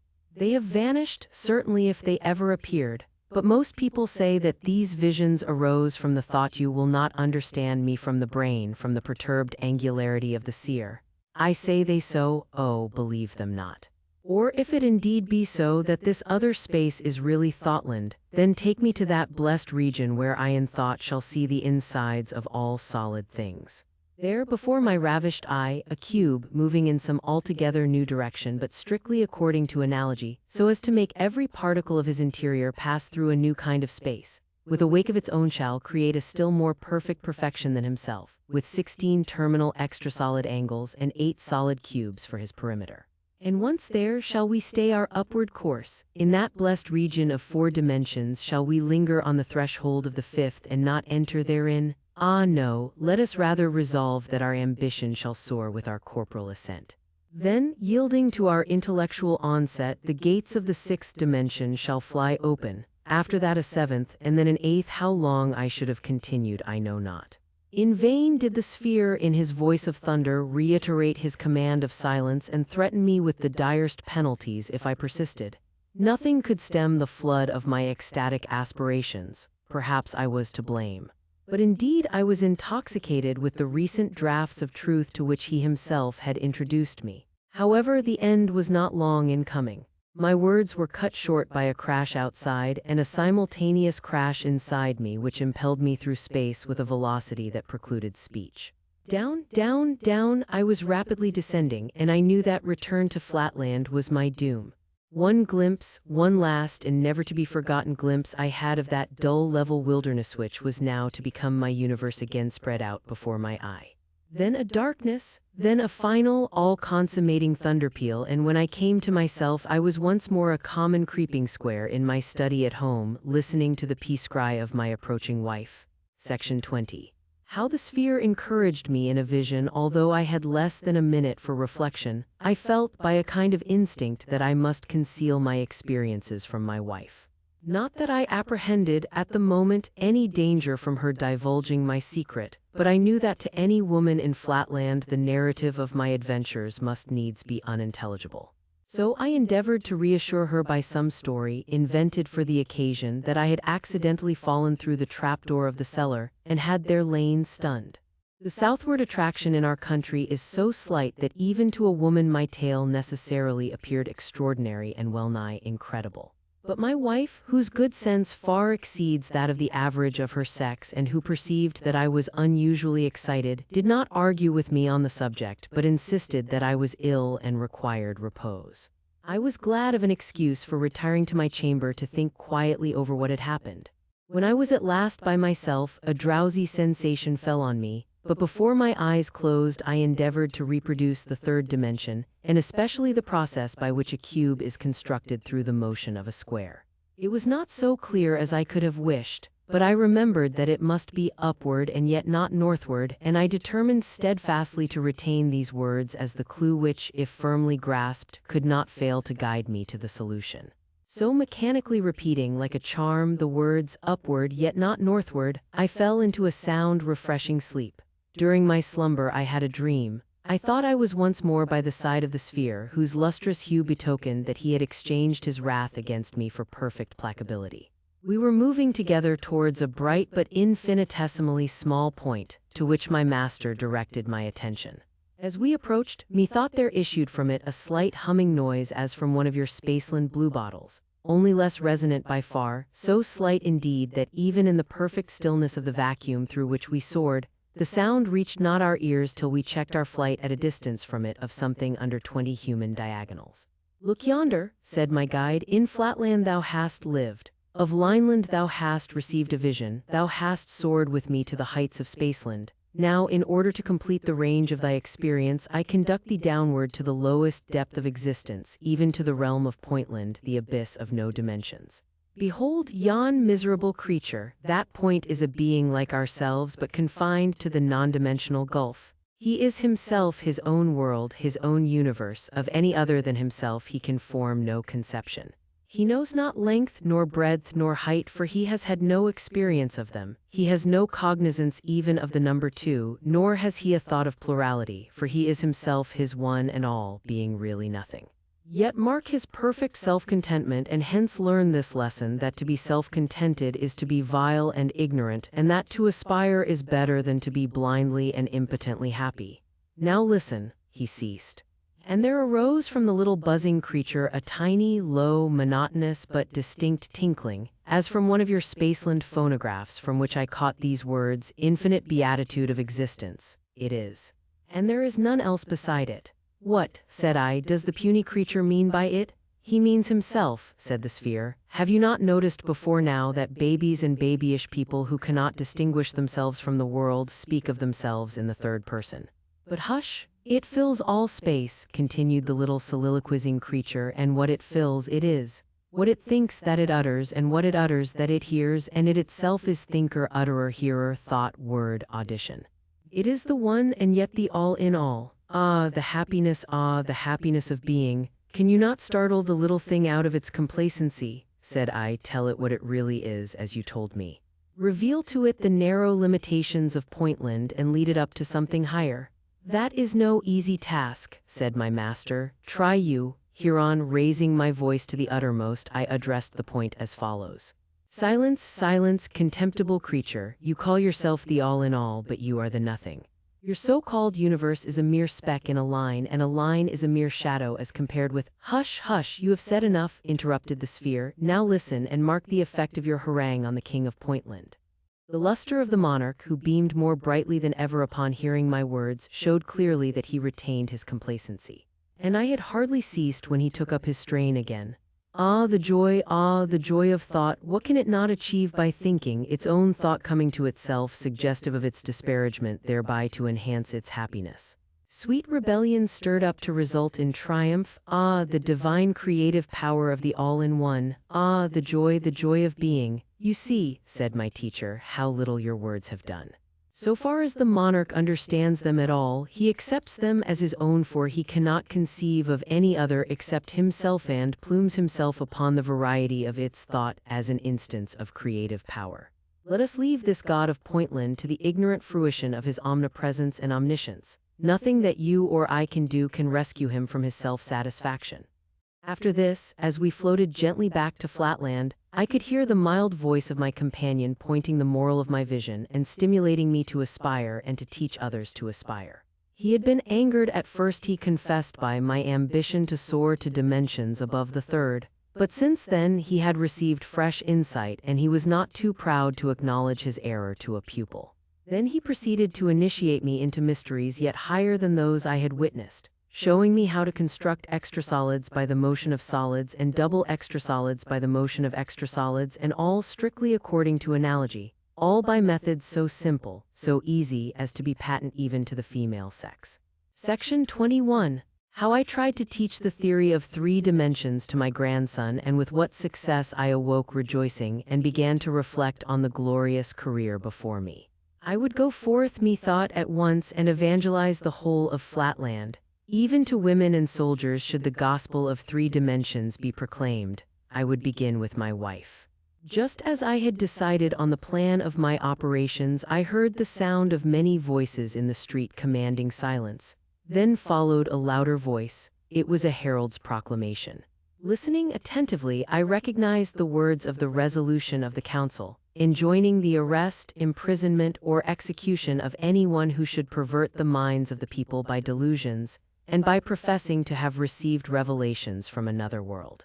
I reflected, this danger was not to be trifled with. It would be better to avoid it by omitting all mention of my revelation and by proceeding on the path of demonstration, which after all seemed so simple and so conclusive that nothing would be lost by discarding the former means. Upward, not northward, was the clue to the whole proof. It had seemed to me fairly clear before I fell asleep, and when I first awoke, fresh from my dream, it had appeared as patent as arithmetic. But somehow it did not seem to me quite so obvious now. Though my wife entered the room opportunely just at that moment, I decided, after we had exchanged a few words of commonplace conversation, not to begin with her. My pentagonal sons were men of character and standing, and physicians of no mean reputation, but not great in mathematics, and in that respect unfit for my purpose. But it occurred to me that a young and docile hexagon with a mathematical turn would be a most suitable pupil. Why therefore not make my first experiment with my little precocious grandson, whose casual remarks on the meaning of 3-3 had met with the approval of the sphere? Discussing the matter with him, a mere boy, I should be in perfect safety, for he would know nothing of the proclamation of the council, whereas I could not feel sure that my sons, so greatly did their patriotism and reverence for the circles predominate over mere blind affection, might not feel compelled to hand me over to the prefect, if they found me seriously maintaining the seditious heresy of the 3rd dimension. But the first thing to be done was to satisfy in some way the curiosity of my wife, who naturally wished to know something of the reasons for which the circle had desired that mysterious interview, and of the means by which he had entered the house. Without entering into the details of the elaborate account, I gave her an account, I fear, not quite so consistent with truth as my readers in Spaceland might desire. I must be content with saying that I succeeded at last in persuading her to return quietly to her household duties, without eliciting from me any reference to the world of 3 dimensions. This done, I immediately sent for my grandson, for, to confess the truth, I felt that all that I had seen and heard was in some strange way slipping away from me like the image of a half-grasped, tantalizing dream, and I longed to essay my skill in making a first disciple. When my grandson entered the room, I carefully secured the door. Then, sitting down by his side and taking our mathematical tablets, or, as you would call them, lines, I told him we would resume the lesson of yesterday. I taught him once more how a point by motion in 1 dimension produces a line, and how a straight line in 2 dimensions produces a square. After this, forcing a laugh, I said, "And now, you scamp, you wanted to make me believe that a square may in the same way by motion upward, not northward, produce another figure, a sort of extra square in 3 dimensions. Say that again, you young rascal." At this moment we heard once more the herald's "Oh yes, outside in the street proclaiming the resolution of the council. Young though he was, my grandson, who was unusually intelligent for his age and bred up in perfect reverence for the authority of the circles, took in the situation with an acuteness for which I was quite unprepared. He remained silent till the last words of the proclamation had died away, and then, bursting into tears, "Dear grandpapa," he said, "that was only my fun, and of course I meant nothing at all by it." And we did not know anything then about the new law, and I don't think I said anything about the third dimension, and I am sure I did not say one word about upward, not northward, for that would be such nonsense, you know. How could a thing move upward and not northward, upward and not northward? Even if I were a baby, I could not be so absurd as that. How silly it is! Ha ha ha! Not at all silly, said I, losing my temper. Here, for example, I take this square, and at the word I grasped a movable square which was lying at hand. And I move it, you see, not northward, but yes, I move it upward, that is to say, not northward. But I move it somewhere not exactly like this, but somehow here I brought my sentence to an inane conclusion, shaking the square about in a purposeless manner, much to the amusement of my grandson, who burst out laughing louder than ever, and declared that I was not teaching him, but joking with him. And so saying, he unlocked the door and ran out of the room. Thus ended my first attempt to convert a pupil to the gospel of 3 dimensions. Section 22. How I then tried to diffuse the theory of 3 dimensions by other means, and of the result my failure with my grandson did not encourage me to communicate my secret to others of my household. Yet neither was I led by it to despair of success. Only I saw that I must not wholly rely on the catchphrase, upward, not northward, but must rather endeavor to seek a demonstration by setting before the public a clear view of the whole subject. And for this purpose it seemed necessary to resort to writing. So I devoted several months in privacy to the composition of a treatise on the mysteries of 3 dimensions. Only, with the view of evading the law if possible, I spoke not of a physical dimension, but of a thoughtland whence, in theory, a figure could look down upon Flatland and see simultaneously the insides of all things, and where it was possible that there might be supposed to exist a figure environed, as it were, with 6 squares and containing 8 terminal points. But in writing this book I found myself sadly hampered by the impossibility of drawing such diagrams as were necessary for my purpose. For of course, in our country of Flatland, there are no tablets but lines and no diagrams but lines, all in one straight line and only distinguishable by difference of size and brightness. So that, when I had finished my treatise, which I entitled Through Flatland to Thoughtland, I could not feel certain that many would understand my meaning. Meanwhile my life was under a cloud. All pleasures palled upon me. All sights tantalized and tempted me to outspoken treason, because I could not but compare what I saw in 2 dimensions with what it really was if seen in 3, and could hardly refrain from making my comparisons aloud. I neglected my clients and my own business to give myself to the contemplation of the mysteries which I had once beheld, yet which I could impart to no one, and found daily more difficult to reproduce even before my own mental vision. One day, about 11 months after my return from Spaceland, I tried to see a cube with my eye closed, but failed. And though I succeeded afterwards, I was not then quite certain, nor have I been ever afterwards, that I had exactly realized the original. This made me more melancholy than before and determined me to take some step, yet what, I knew not. I felt that I would have been willing to sacrifice my life for the cause if thereby I could have produced conviction. But if I could not convince my grandson, how could I convince the highest and most developed circles in the land? And yet at times my spirit was too strong for me, and I gave vent to dangerous utterances. Already I was considered heterodox if not treasonable, and I was keenly alive to the danger of my position. Nevertheless, I could not at times refrain from bursting out into suspicious or half-seditious utterances, even among the highest polygonal and circular society. When, for example, the question arose about the treatment of those lunatics who said that they had received the power of seeing the insides of things, I would quote the saying of an ancient circle, who declared that prophets and inspired people are always considered by the majority to be mad. And I could not help occasionally dropping such expressions as the eye that discerns the interiors of things, and the all-seeing land. Once or twice I even let fall the forbidden terms, the 3rd and 4th dimensions. At last, to complete a series of minor indiscretions, at a meeting of our local speculative society held at the palace of the prefect himself. Some extremely silly person having read an elaborate paper exhibiting the precise reasons why Providence has limited the number of dimensions to 2. And why the attribute of omnividence is assigned to the supreme alone, I so far forgot myself as to give an exact account of the whole of my voyage with the sphere into space, and to the assembly hall in our metropolis, and then to space again, and of my return home, and of everything that I had seen and heard in fact or vision. At first, indeed, I pretended that I was describing the imaginary experiences of a fictitious person. But my enthusiasm soon forced me to throw off all disguise, and finally, in a fervent peroration, I exhorted all my hearers to divest themselves of prejudice and to become believers in the third dimension. Need I say that I was at once arrested and taken before the council? Next morning, standing in the very place where but a very few months ago the sphere had stood in my company, I was allowed to begin and to continue my narration unquestioned and uninterrupted. But from the first I foresaw my fate. For the president, noting that a guard of the better sort of policeman was in attendance, of angularity little, if at all, under 55 degrees, ordered them to be relieved before I began my defense by an inferior class of 2 or 3 degrees. I knew only too well what that meant. I was to be executed or imprisoned, and my story was to be kept secret from the world by the simultaneous destruction of the officials who had heard it. And this being the case, the president desired to substitute the cheaper for the more expensive victims. After I had concluded my defense, the president, perhaps perceiving that some of the junior circles had been moved by my evident earnestness, asked me 2 questions. 1. Whether I could indicate the direction which I meant when I used the words upward, not northward.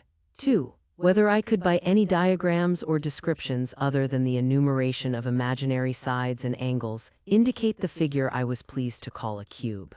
I declared that I could say nothing more and that I must commit myself to the truth, whose cause would surely prevail in the end.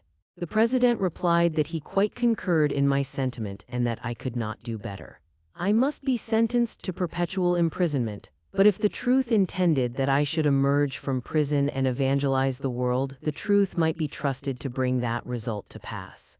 Meanwhile, I should be subjected to no discomfort that was not necessary to preclude escape, and unless I forfeited the privilege by misconduct, I should be occasionally permitted to see my brother who had preceded me to my prison.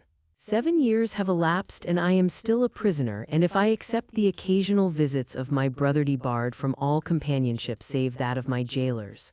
My brother is one of the best of squares, just, sensible, cheerful, and not without fraternal affection. Yet I confess that my weekly interviews, at least in one respect, cause me the bitterest pain. He was present when the sphere manifested himself in the council chamber. He saw the sphere's changing sections. He heard the explanation of the phenomena then given to the circles. Since that time, scarcely a week has passed during 7 whole years, without his hearing from me a repetition of the part I played in that manifestation, together with ample descriptions of all the phenomena in Spaceland, and the arguments for the existence of solid things derivable from analogy. Yet I take shame to be forced to confess it. My brother has not yet grasped the nature of the third dimension, and frankly avows his disbelief in the existence of a sphere. Hence I am absolutely destitute of converts, and for aught that I can see, the millennial revelation has been made to me for nothing.